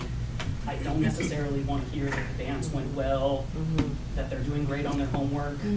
That's not the kind of student voice that I think would help us change our behavior or change something. Be meaningful. So to Along answer, those oh, lines, go ahead, though, Pam. Our board representatives over the years have varied in their abilities to do that in terms of that board position, not just going out to the general population, if you will. But we've had student representatives who are very, very much engaged, us as board members in processes. And I think specifically that, we had 3 or 4 students killed in a lunch situation in campus, and that board shut down the campus. So nobody could leave anymore because of it. And then the students came and said it was time to revisit, and we'd like to engage the board in that. So that was a really meaningful process, and led by them, not by us, right? And so having the opportunity to say, hey, what do you want to chew on, so to speak, or review with us, and putting some responsibility back. It's impossible to do these last 2 years. It's like set aside these past 2 years. That's just, but we've had some really engaged student representatives who have brought people to the board and worked with us in a collaborative way to change things that have always been to what they want to see it be now. And I think that under Marin's leadership, right, we've got a new leader there. And that doesn't just speak to against anybody else, but just within that, setting that expectation and having maybe a full school year, right? The students in the buildings, wow. So they could communicate. It's so hard for our students to communicate with each other. I'm just hoping for a better year. I think that also we need to start looking at, do we have an onboarding, again, requirement or system for our board representatives? Because I don't think that they are taught or know how to be a best representative. Like, again, just like we are as board members, we're coming from the community, there has to be an onboarding process. There has to be knowledge of what you can and cannot do, what you're in charge of, what does a representative mean not only to you, what does it mean to your community, which is the other students, and then what does that relationship look like between not only that representative and the student community, but that representative and the board. And I think that really needs to be an onboarding process. And we want representatives from the school, especially at a high school level, because I know for that is a fact. But I think we also need to make sure that that's like the principal's priority, like the incoming principal's priority is to make sure, and that means working with us as a board to figure out what that relationship between the representative and the board is going to look like. And then them helping them, guiding them on how to figure out what that relationship looks like between their fellow student body and them. But I do think that that needs to be invested because this is all, like, we're all trying to better the school at the end of the day. And I don't think that us not investing in our board representative just because they're youth and we have a lot of other things to do is an effective use of our time in trying to empower youth to come to us with their decisions and voices. So. I just want to share a quick bit of information with you. Every report that was made went through Mari. Yeah. All the reports are looked at beforehand. Mari works with selecting the board rep, and I would be surprised if Mary did not. But that's just a little information for you. They're not just willy-nilly. Oh, yeah, which is perfect. That's great. I'm just talking about making sure, like, it's great that we have that in place, but we can always do better when it comes to onboarding and making sure students. So, like, that's wonderful that she did that. I'm very happy that she did that, but we also need to better equip our students on being representatives. I have a question with the stakeholder pieces. Is there room for incentives? I'm thinking of parents who may work nights and need to take a day off work. Like, is there room in the budget to incentivize community engagement? Yeah, I think that those focus groups could be a really good issue for that when it comes to incentivizing. That's a good question. Yeah. I will say, so in terms of the community forum, really the intent is that there's three things: that we're gathering information in terms of design, we're maybe reacting to a design or draft thinking, and then of course we need to determine who those groups are, right? And so what performance will do is they'll put out a model and even do the first one, but then there's no limit, like we get to decide which other community groups are to continue that model with. So that's what that would look like, and then very similar to the students as well. And so we can just kind of keep cycling back with that. And to be honest, I think with the community forum coming first, and then focus groups coming next, the forum is creating a pathway for us to figure out what are the issues currently going on in our district. It's not because I fear that if we do focus groups, we're just throwing people into like, okay, so give us your ideas, and not giving them enough time to warm up and different things like that on telling us truly and authentically what their student or folks around their communities are experiencing.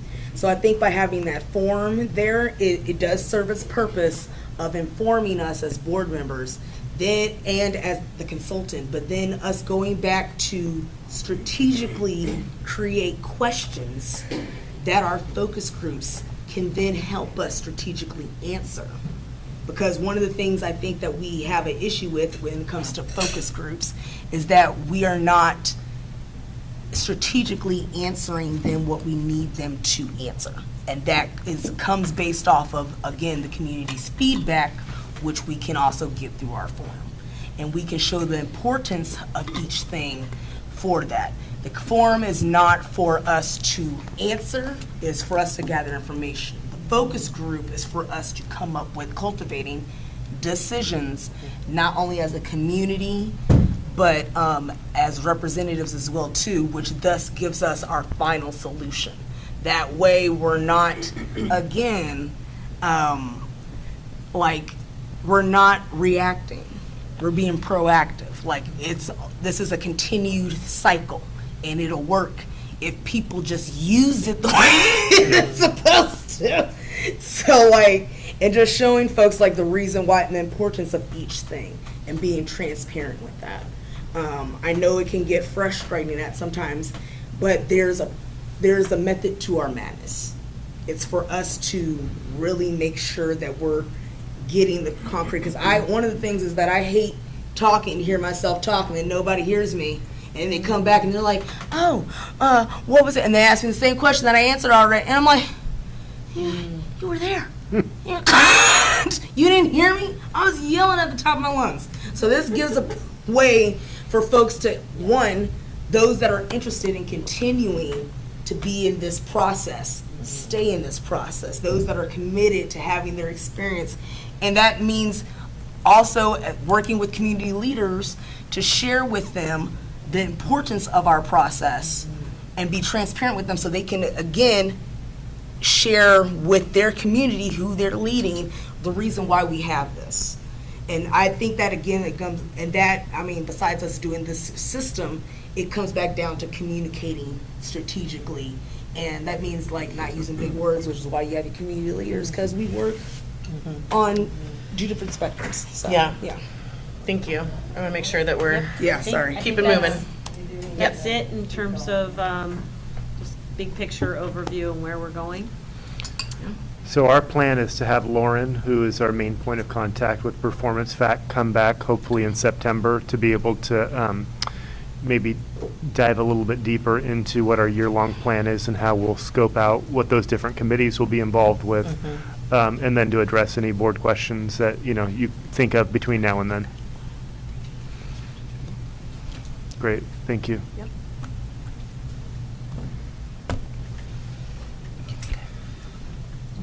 Oh, it's mine. Since also that. You'd be good. Okay. Comment, I was like, it was mine. Don't know if anybody needs any more. A few more snack. I guess I didn't anticipate. They feed you well here. Yeah. Wow. Very good.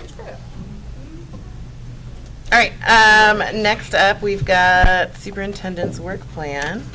Make a little more room for you here. And snack. And snack. And snack. Do we need a minute, or do we good?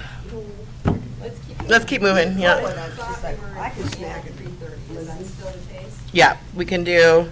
It's 3:09. Let's break at 3:30.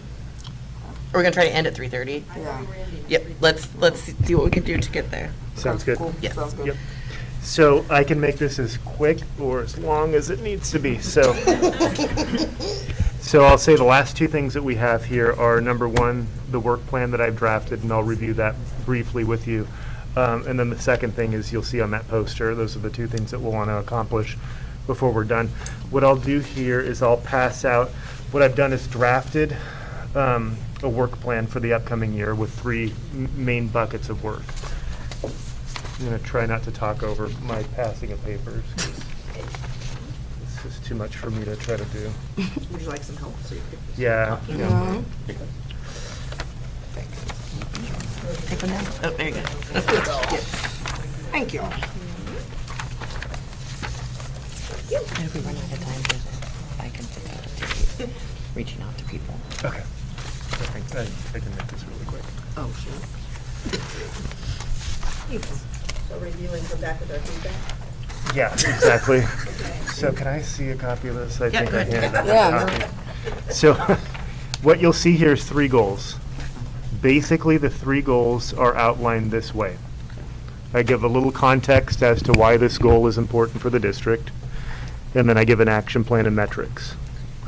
The three goals are essentially this: implementing year 5 of our strategic plan, last year, and this is the second handout I handed you, you've seen this. We streamlined our strategic plan into doable items because we had too much going on with the time that we had left. So goal 1 is to work the plan. Come up with action plans for the year and work it and achieve the outcomes that we've set out. So that's goal 1. If you flip over, you'll see goal 2. It's very similar to this year's goal. It's to see the bond projects through. Yes. So basically keep working that plan. The added element that you'll see in goal 2 is the convening of the facilities plan update committee to prioritize the extra $4 million of bond proceeds that will be unspent after the other bond promises have been realized. So that's goal 2.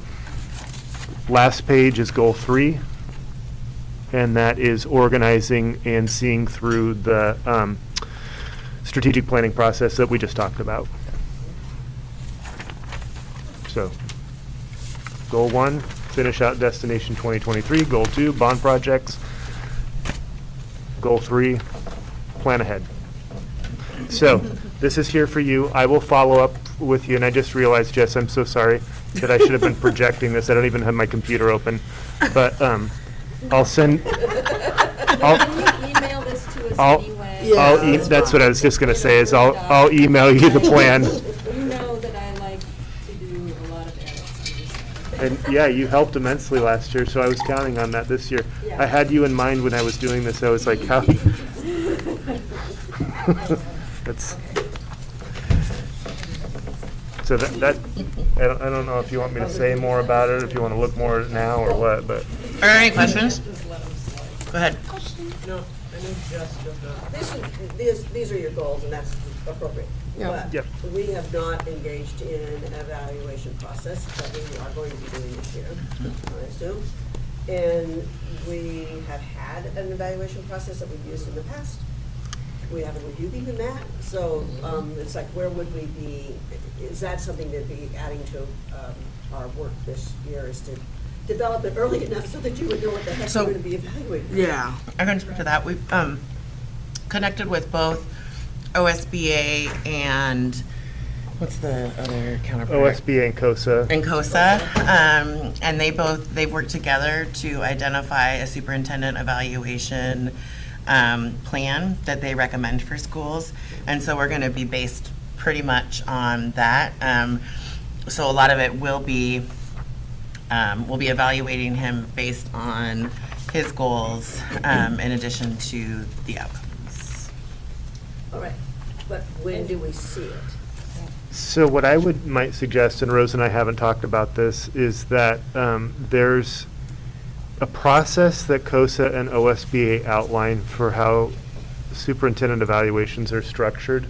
There's some customization that districts can make based on how extensive or streamlined that the board wants to make the process. It may be helpful for us, when I say us, maybe Rose and I, to consult with OSBA and COSA again, and Erica as well, and to then maybe bring back end of September an outline for what that evaluation process should look like for the year, and then have the board weigh in on whether that's in the ballpark or how they want that to look. Great. And I think I read somewhere that we do the evaluation in March. That's the thing, is that I don't know. Because we should get on whatever schedule. I mean, if we punt it yet another year, I'd kind of like to use this year to get on the schedule that they recommend. Well, maybe when we do that, we can discuss, because they don't recommend March. That's just something that our board documents have historically stated. And so maybe when we present it at the end of September, we can talk about, is that March date realistic for us, given that we're also in the middle of budgeting at that time? Or is it really like late May, early It seems to June? me like this should be on a fiscal year basis, right? Yeah. So we should be evaluating this time of year for how you performed during the course of the year. Yeah. Yeah, I would suggest that, and so I think I've looked, I'm stumbling because I have three thoughts at once. I've looked at some of the documents that historically recognize when the superintendent evaluation should take place, and just bluntly, I don't think they're right. So that's where they're based on how a licensed employee is evaluated, which all licensed employees that don't have superintendent in the name of their job have to have their position renewed by March 15th by statute. Positions that are superintendent don't follow that. Yeah. So I think that whoever did it back in the day was trying to align the evaluation with a contract renewal process that isn't applicable to this position, if that makes sense. So that gives you more latitude in terms of when an evaluation can take place. It's not hard and fast like that. So we may need to change the policy. is what you're saying. But it's not. It's not in a policy? It's referred to, but it can be aligned. Where I've seen it referenced is in the contract extension documents for the superintendent. When there's a contract extension, it states that an evaluation will be conducted in March of the following year. It gets conflated with. It gets conflated. It just gets conflated with staff, is what happens. And so it's kind of like, ooh, everybody else is doing it, so, oh, are we supposed to do it for the superintendent too? Ooh. So Yeah. that's what. Got it, got it. Wasn't anything meant by it. So that's that. I'll send it out electronically so that Jess can look at it and everybody can just look at it on their own. And then I could plan to bring it back maybe at the end of September at the work session. So we should give you comments before, The, sort of by the middle of September or Yeah. something like that. and I can reflect that in my email. Then finally, and then I'll let, Rose weigh in here too. What I've done here is just, Rose and I had talked about, instead of trying to have everything electronic, doing something paper-based here. So you'll see a list of what I could think of in terms of the committees that exist for this year, so I'll walk over there and just. Are you being white? I just texted it to you, Jess, Thank you. what we're looking at. Did you get it? Did you get it, Jess? Yes, he's like, thank you. I'll be more than a white-ish here with my microphone. All right, so we've got the regionals. I'll just walk you through here, and then maybe Rose A can. little more flourish. Yeah, a little bit more. Savannah, thank you. It's been a long day. All right, let's go. What's in those glasses? Okay. Oh, Lord. Should stand over here. There you go, on the opposite What you'll side. see here in blue is the committee, and then in brown, what you'll see is where the dates typically fall, and you'll see not everything's established for the year, but you'll see the regional school board equity team. Dates haven't been established this year. I just put what traditionally happens, and so I imagine will happen, is that committee will meet 3 to 4 times a year on whatever date they select. It's normally 6 to 8 p.m. Bond Oversight Committee has dates for 4 meetings a year. The first date's established in September already, but the other ones haven't been, and those are 5 to 8 p.m., and so that's that committee. The Facilities Plan Update Committee is the additional $4 million, not the additional, but the $4 million leftover funds. What you'll see here is there's been 3 dates already established for that: September 13th, 27th, and October 11th. All of those are 6 to 8 p.m., and they are all on Tuesdays. And I believe Pam, when you sent out the invites for the Facilities Plan Update Committee, I know I drafted the letter with Paul, but then you had worked with him on the list. Were all board members given this? All board members Were on this, the okay. dates. Yeah, they were all on it, and they all have received a calendar invite. Okay, great. Strategic planning, I just put a date to be determined. The core planning team is probably the one where we will want board involvement. The core planning team so far will probably have evening dates where they meet, except for in October, there are going to be 2 full days. And that's a kickoff process to learn how that process will work, to educate the core planning team. And so I could see board involvement happening there with a liaison or two for that process. The next one is the Ideal Athletic Program. We have Dante Gouge as our new athletic director. We haven't talked yet about reinitiating this process, but it's possible that this occurs again this year. And traditionally, when we did it last year, it was one meeting a month on Mondays, but I don't know. Can I add one idea? Yeah, do it. So I haven't been able to make the first meeting. There's another meeting coming up with the high school booster club. I would love to see, as we've talked about sharing the expense for different items in our 3-step plan for facilities, for sports facilities, how we really engage that community. So given that there's a booster club that is meeting regularly, I'd love to have some of us attending those meetings as well, and maybe that's in place of the Ideal Athletic if he hasn't started it yet, just so that we can share what the board is doing and also ask for their support in things and really build those community relationships. Great. Can I get sent out when you have a meeting notice for that group? I just see it when I drive by the high school, but I will totally, it's on the board. But I will definitely, yeah. You're good. Can you include me on that? Well. Oh, tomorrow, what time? Tomorrow, and actually,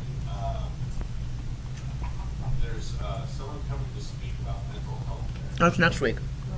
That's Thursday. Is that next week? The thing that you're talking about with, Denise can speak to that briefly. Tomorrow evening, Thursday, August 18th at 6:15, we have Mark and Kim Helinski coming from the Helinski Hope Foundation, speaking specifically to student athletes, the coaches, and their families about decreasing mental health stigma and accessing supports for mental health and social emotional learning. So that's tomorrow evening is that event. At 6:15? 6:15 in the auditorium. And then there'll be follow-up. This will be the kickoff. And then we have 4 of us who are trainers in the district who will be supporting that work. There'll be follow-up meetings with all of the teams and the folks who will be supporting that work. Derek Nagy, Dr. Derek Nagy, one of our school psychologists, Erin Sloan, one of our school social workers, and Sally Menelaska, one of our school counselors, are the main point folks. And we are connecting this work with previous social emotional work that's in place and previous suicide prevention work as well. And Centennial High School is the first high school in the country that will be engaging with this organization. They typically work with universities and colleges, and they have about 100 colleges and universities, and we're the first high school that they're working with. Is there a chance that I would be able to get an invite, because I would like to come to that? Yeah. Yes, everyone's invited. You could join us. When it comes to the list, I know Jess and I shared, turn this thing on. I'll just keep it on now. Yeah. Jess and I shared some responsibilities because, I could make some meetings, Jess could make other meetings, but we knew a board member would be representative to X committee. So it's not that all board members aren't invited to. We can all participate in some form or fashion, but there should be a board member who will commit to the dates. I would like to have 2 board members, just in case somebody's out, somebody's sick, for each one of these. A primary and an alternate. So, so what I'd like us to do, moving to the next step of putting down, is maybe, instead of doing it on here, on a piece of the notebook paper that you have, write down your first, second, third, what you want to be involved in. That sounds good. Yeah. And then James and I can take that and and then we'll come back and have a conversation like, hey, we took everybody's requests and this is what we came up with. Are you comfortable being this person? Are you comfortable being this person? And you can say yes or no. But these are the things that we would be primary, or primary or secondary. Right. Right? Yeah. I will do it. Yes. And if you don't want to sign up for any committees, don't turn in a paper. Why don't we just throw names, why don't we throw names down there? Nominations? Oh, yeah, that's great. Let's do it. I'm just wondering. No, I'm not- I just try, I was you know, I going- going didn't, through it. I wanted to be cognizant of time, but I'm Just 'cause of also time. willing. Yeah, okay. School board equity team? Well, I was gonna volunteer for that. Okay. Anybody else want to raise their hand? Alternate. Okay. Anyone else interested in that as a, okay. Bond Oversight Committee. Claudia? Is there a backup for Claudia? I can back Claudia up. Okay. Oh, Jess was raising his hand. Oh, too. Jess, Jess. or Jess can Jess. back Claudia I'll up. put Jess down there. Sorry, Jess. I think I'm gonna be involved with some of this stuff in years to come, so. Okay. Yeah. Yeah. Good. Facilities plan update. Claudia, Oh, I've got. Pam, Jess. Yeah. I'm just writing everybody's names right now. There we go, we have 3 people Strategic planning. Me. Yeah, I'd like to be a backup on that. Yeah. And is that core thing? Mhm. Okay, because I was gonna say, we are all involved in strat Yeah. planning. We don't, Yeah. that we don't get out of that, Right. the core. Yeah, it's the And ideal athletics interest. Jess and David. Jess, David, and myself. Wow, you guys knocked this out quick. Yep. Other duties as assigned. Who's football wants to come? You just sent 10 emails, is that what you said? What'd you say, Oh, Jess? We should, Yes. Oh, yes, thank you. Yes. Love it. we'll just use sponsorship. Awesome. Oh, okay, are we done? We're done with this. Future agenda items? No, Nope, we're not. OSBA? A high school booster club. Oh, yeah. Booster club you mentioned, so I didn't know if you wanted to. Let's do this, since this is kind of on hold right now with the new athletic director. Let's put Booster Club here. Okay. I'm fine with that. We still stop. Jess, they put Booster Club next to Ideal Athletic. You good with having your name still there? That's fine, yeah. And we can work between us to figure out who can make it. We don't all have to go. OSBA rep? Yeah, Keith Lee. Yeah, he did. If there's is it OSBA rep and legislative policy? Yeah. So there's That's 2. gonna be a lot for Yeah, it us, is. all of us. We're gonna have a bunch of stuff to do this year since the legislature's gonna be in session this summer. Right, So- but if we don't have somebody selected, our voice is not Not gonna be qualified. at OSBA. We need to fill that legislative coordinator and OSBA member. I have interest with the legislative, And I can, since going to the conference. and I can do the OSBA. You can do the rep? Yeah. And then David will do the legislative policy rep? And let me Are know you if you talking guys. And if we need backup? Yeah. Is the legislative thing, whatever name, is that the Multnomah ESD? Well, that's what I was gonna say. A lot of it goes through MESD, is that? We have a or is that person who separate? coordinates us as boards to coalesce around OSBA's priorities, right? Yeah. So isn't that a person that's going to be at the Multnomah ESD/legislative thing? Whatever they call themselves, I don't really know. That group that came and spoke to, that woman that came to spoke to us at one of our last meetings. So, yeah. So basically having that legislative policy person at those meetings is what you're talking about? Yeah, I mean, that's where, Put yourself up for it. that's where the voices coalesce, because Exactly. there's so many priorities that, they start whittling it down, right? I mean, it's not saying that we don't have our own, and that we could speak to separately, but it is helpful for us to kind of be all speaking in one voice when it comes to the legislature. Yeah. Yeah. I mean, let's talk, the QEM. And I'm sure they have requirements of what the legislative policy person, because they're with OSBA anyway, on those, going to make sure that they're being represented at those meetings. Yeah, there's If not, that's a question that we need to ask OSBA just to confirm that, to make sure that there's no, make sure we have that overlap. Because those are two separate groups. Yes. OSBA legislative and Multnomah ESD Yeah. district.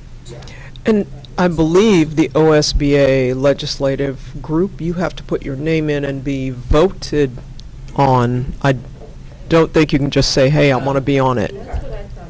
And we'll check with them. Yeah, I just realized I'm- that we I'm almost had a certain. school district in East County that didn't have someone on that panel, and so I was assuming that it was maybe just a vacant position.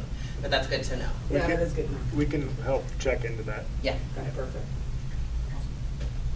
If anybody has things that they would like to add that you didn't get to sign up for, but you're really interested in, or you got forced into signing up for that you're not really interested, send me a message and we can work it out.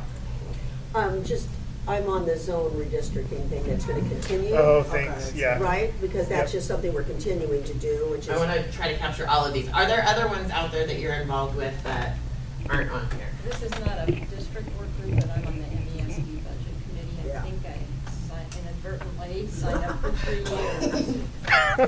And I think this will be my last year of the 3. Anyway. What did you call that? The MESD budget committee. And doesn't MESD also have an equity committee? That's a regional school. Okay, all right. Yeah. I think Jess is the PTA president or PTO president at Meadows, is that right? You still doing that, Jess? Oh, got it, okay. Keep it in the family.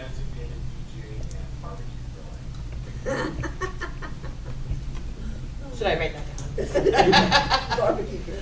down? All right.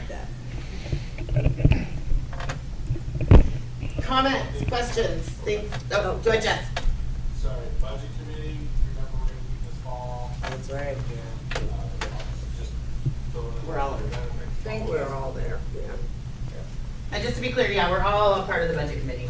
And so far Jess is the chair. Yep. I don't have any more for this, but I do wanted to say that I am meeting with the Urban Debate League program that's here in Portland. They have supported Centennial's school debate and speech team, and as a very much the person that got involved in public speaking in the first place through the speech and debate with Ms. Long, who's still the coach. I will be supporting them and seeing how we can help bring more on what they're doing to that, because I really do feel that speech, being in public speaking and speaking and doing all that stuff, even though I was a comedian, I did academic speeches literally for speech and debate team. And so, and that, even though that was not like the goal, it took me to like publicly speaking at the Women's March and being prepared for that and doing those different types of things that can really change. I know for me, a person of color that's also queer, it's life in a lot of ways. And so I'm going to be meeting with them to see what I can do in terms of that. And I'll keep you guys updated on like if we want to host. I know as we get back into the normality, what is normal? But as if things get better with COVID and different things, if we want to host a tournament or different things like that. So, yeah. Sorry, Pam. Oh, no, I was trying to get Pam Shields' attention. How the hell did I do this? Nothing, Pam. Mike's not a. Our conversation out in the hall, I don't know if you want Oh, to that's broach that with the chair. Okay. I don't know. We can chat. just- Any future, oh, go ahead. Yeah, just one last thing. Between OSBA and a couple community forums I've been at recently, OSBA has a Person of Colors caucus, and one of the issues that was addressed in their meeting is a growing threat to person of colors who are administrators, superintendents, staff, school board members. And that is becoming a big issue, and the legislature is looking to address it because it's not only having causing personal things, it's causing a lack of diversity in staff. People we can't recruit people of color when they're feeling under threat, and they feel like the law enforcement will not do anything about it. So I've spoken with Senator Chris Gorsuch in Gresham, and he's very attentive to this issue, and they're talking about not only the privacy issues of taking off contact information, but for small communities where that's not, and it doesn't matter if you take off the address on the form. Everybody knows where people live in some of these small communities. So really I have certainly been talking about looking at the people making the threats, not just trying to protect the people under threat. That's great. So we're, that's an issue I hope everybody can reach out to their legislators about. Yep. Oh, yes, Tell we us have- about Nori and why you are not swearing him in today. Yes, I think that's great. I would like to give everyone an update. So Nori was on an airplane out of town at the last board meeting when we had scheduled to swear him in. And so then we communicated with him, sent him plenty of Outlook calendar invites with today's date and time. I talked to him on the phone. He said he would be here. Earlier this week, said he couldn't make it due to work. And so for me, I just want us to, and maybe this can be,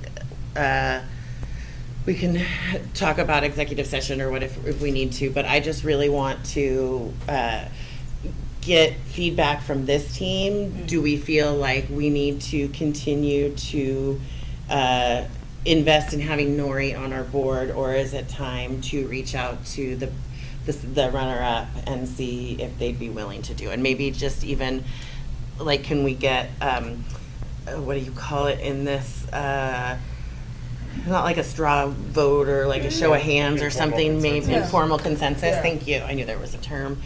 Informal consensus as to whether the board wants to continue trying to get Nori to come into this space or move on to the next candidate. And what is the policy about board attendance? I think it's after It's 2 or 3. He's not even sworn in. Yeah, so that doesn't, it's two. It doesn't apply. It doesn't really apply because he hasn't been sworn in. So we can really make that decision to move on if we want to at this point. As a person that, we've communicated with him several times on like the dates, and we communicated from what I have been acknowledged ahead of time. And especially when it came to this date, and we understand that the other one was, that's not no fault of anybody's own, but we told them about this date ahead of time. And then when we checked, and we didn't hear anything about them ahead of time that they weren't gonna be here, but when we checked again, then all of a sudden he can't come due to work. So you had to check in with him? Yeah, he hadn't responded to any communication Exactly. or email or accepted the invite. And so And then that's we a were like, huge just want to make sure that tell you're to going to be me here. In terms of integrity, if we're appointing someone on the board, and in terms of that, many ways, us as regular board members, we are in ways sticking our neck out because there's no election. We have to appoint someone, which is, again, no fault of anybody's own, but we are putting our neck out saying we agreed to have this person come and take over this position with the knowledge that they understand the requirements, and I'm sure that we've sent the requirements of what it means to be a board member. We've done all we can. Yeah. And right now, we also have to run and manage a district at this time. And we're missing one person. Yeah. So we have to move on. We can't continue to give and take away just because they're not communicative. That's not how our world works. Like, we're gonna have to go with the next person. And it sucks because they're a person of color, but I feel reluctant to simply just kind of pull the trigger and say you're done. The lack of communication helps me get to that point, because, if there would have been a lot of communication, hey, sorry, something came up, really sorry, and, there was a back and forth, then I feel that would be a different situation. Yeah, agreed. We do really need somebody who can make the time to Prioritize. yeah. And there's stuff on top of just making the meeting. And the lack of communication is a huge thing because we need clear-cut communication across the board. Proactive communication. Yeah. Exactly. Now, I was pretty disappointed with the lack of applications. Yeah. I think I would be more in favor of reopening the process altogether and reaching back out. Yeah, and so that's my, I don't want to just kind of say, take the next person by default. Yeah. Okay. And I I think it's always a great opportunity for us to reach out. Yeah. When we have an opening, Yeah. it's an opportunity for really to reach out to some of these community groups and people in our community. So I just, I think reopening is a good idea. I'm not in favor of reopening. I'm in favor of the gentleman that we interviewed. I was impressed by the fact that he even could speak to what we had been doing and had been following what the board had been doing, which I appreciate because it's nice to have somebody who's at least aware of what board responsibilities are. I also think it looks a little weird that we would have to go out for the third time looking for the same position when we had 2 qualified candidates. And, if we had known some of this about him beforehand, that might have swayed people differently in terms of the other candidate. I voted for the other candidate, just to be clear and remind people of that. So I'm comfortable with appointing him, and I think that there's other, I think there's other underlying issues that are with this particular person that we aren't all aware of that would also disqualify him. So that's my concern, and so I would go with appointing the person that applied previously. I'm concerned about the timing. I share concerns about the other candidate, but I'm concerned about the timing because as I understand it, this board position will need to be competed next spring in May, and by March, this person will need to have decided whether they want to run for that position or not.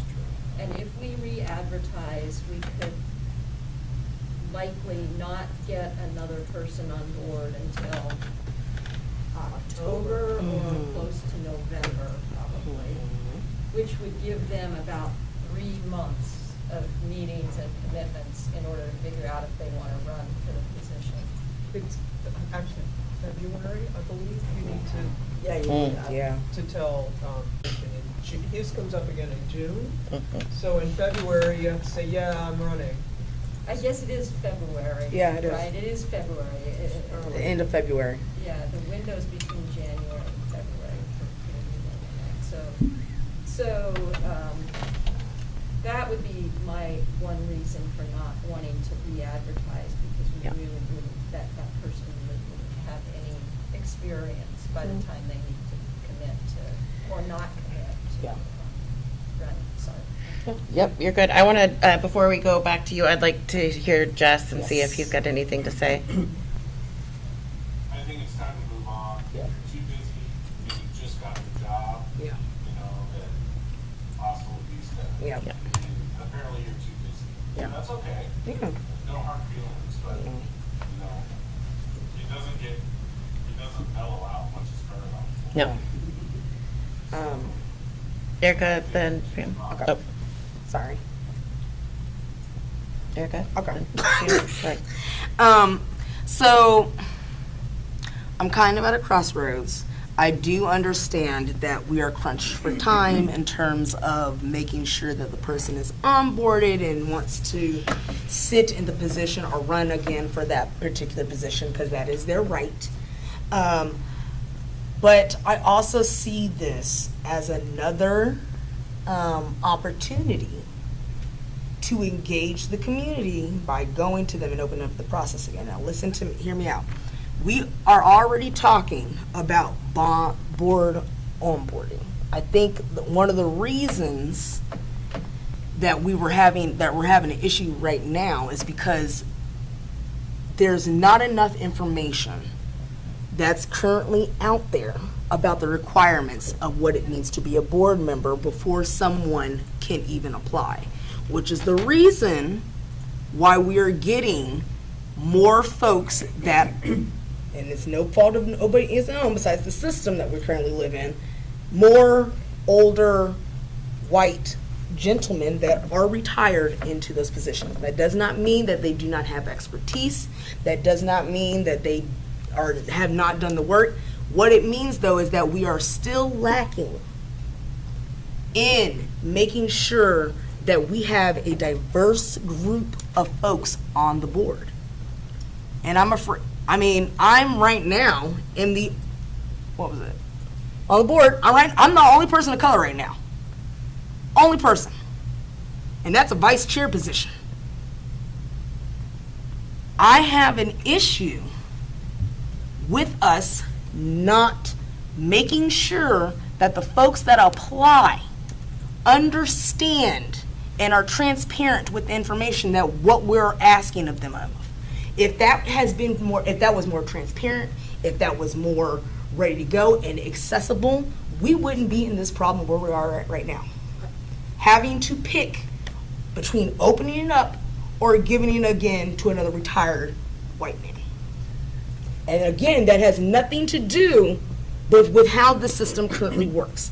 Now, the question that we need to ask ourselves is that if we are really going to step into those board operating agreements that we're about to pass, if we're really going to step into that equity lens, and I know that it sucks that it's not great timing, but when is enough is enough?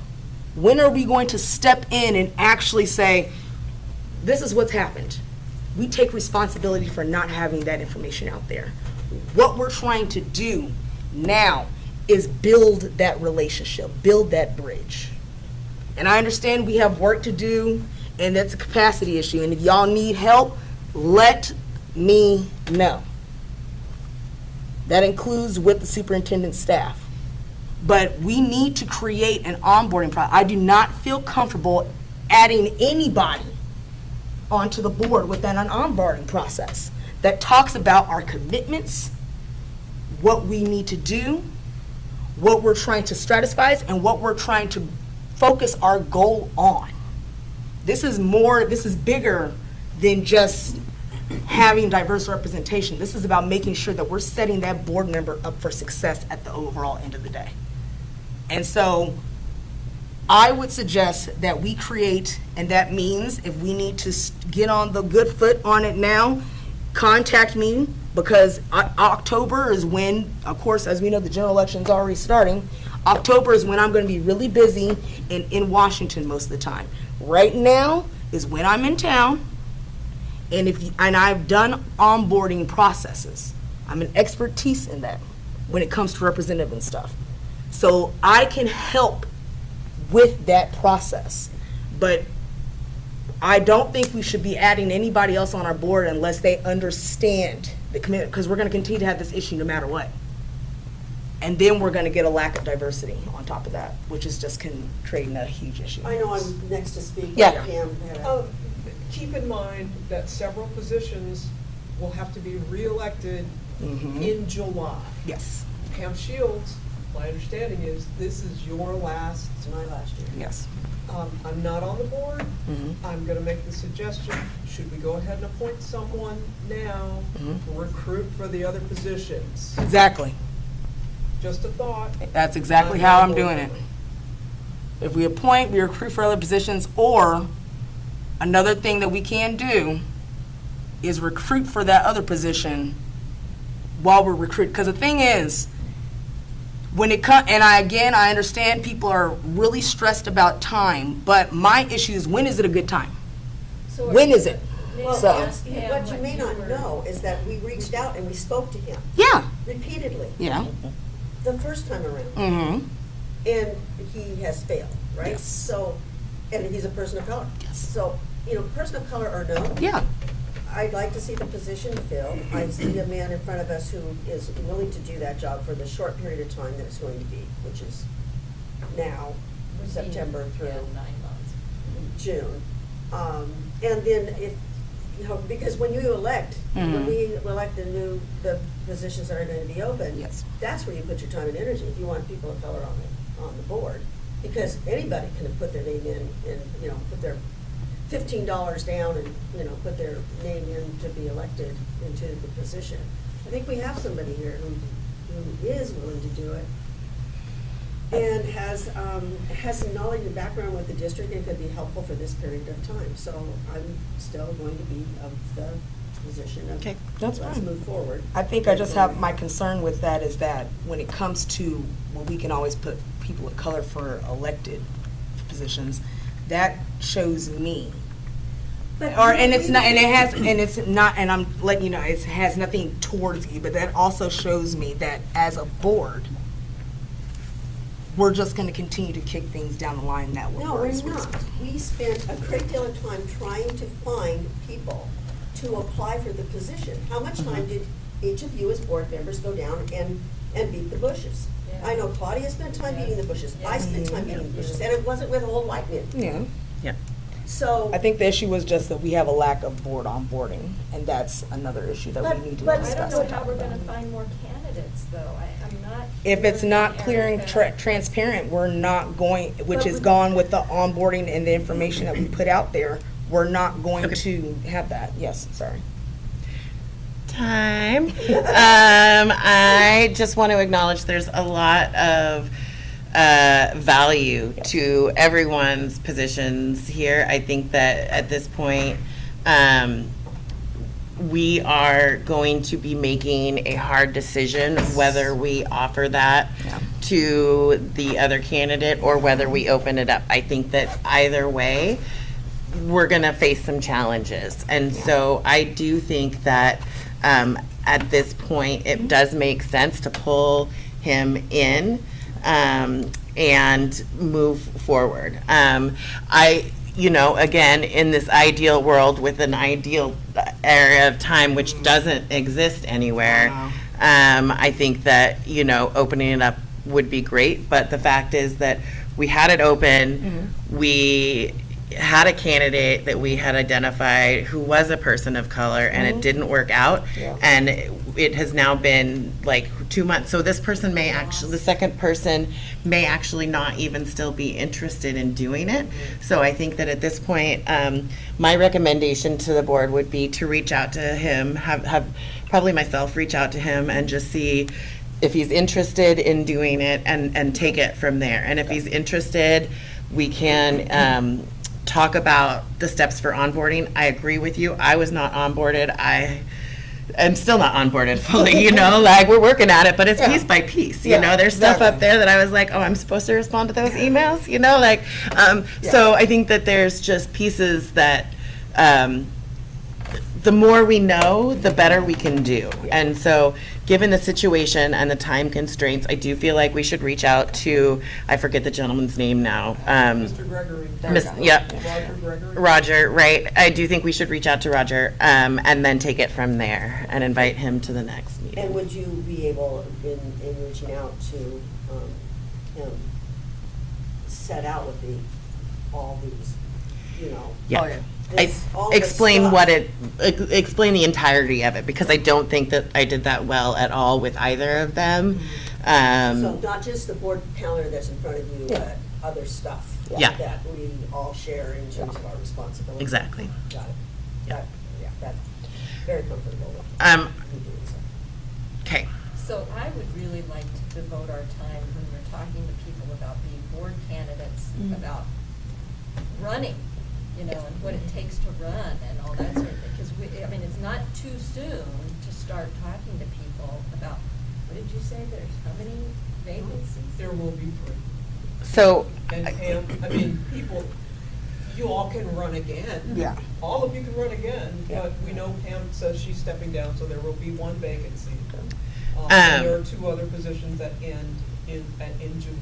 Mine is one of them, and I do plan on reapplying, but as someone who has never run a campaign before, I would love those of you that have had successful campaigns, even to put together some hey, this are some must-dos, so that when we do identify folks that we want to go through the process, we have a little bit of information, and I could benefit from it too. I can work on something with you on that, that's fine. Yep, we can do that. Great. Actually, what about Jess? Jess is one of the. Jess is the other one too. Yeah. So it's Rose and. Me, Jess, and. And the vacant position. And the vacant position. And the vacant position, so that'll be 4. There's 4. There's Sorry, 4. there's 4. Another major transition. So. That's huge. Really It is really huge. Yeah. I gotta say. Okay. Well, I think that we've gotten through everything on our agendas. Is there any future agenda items? Email me if there are. I'm going to conclude this meeting at 3:55 p.m. Those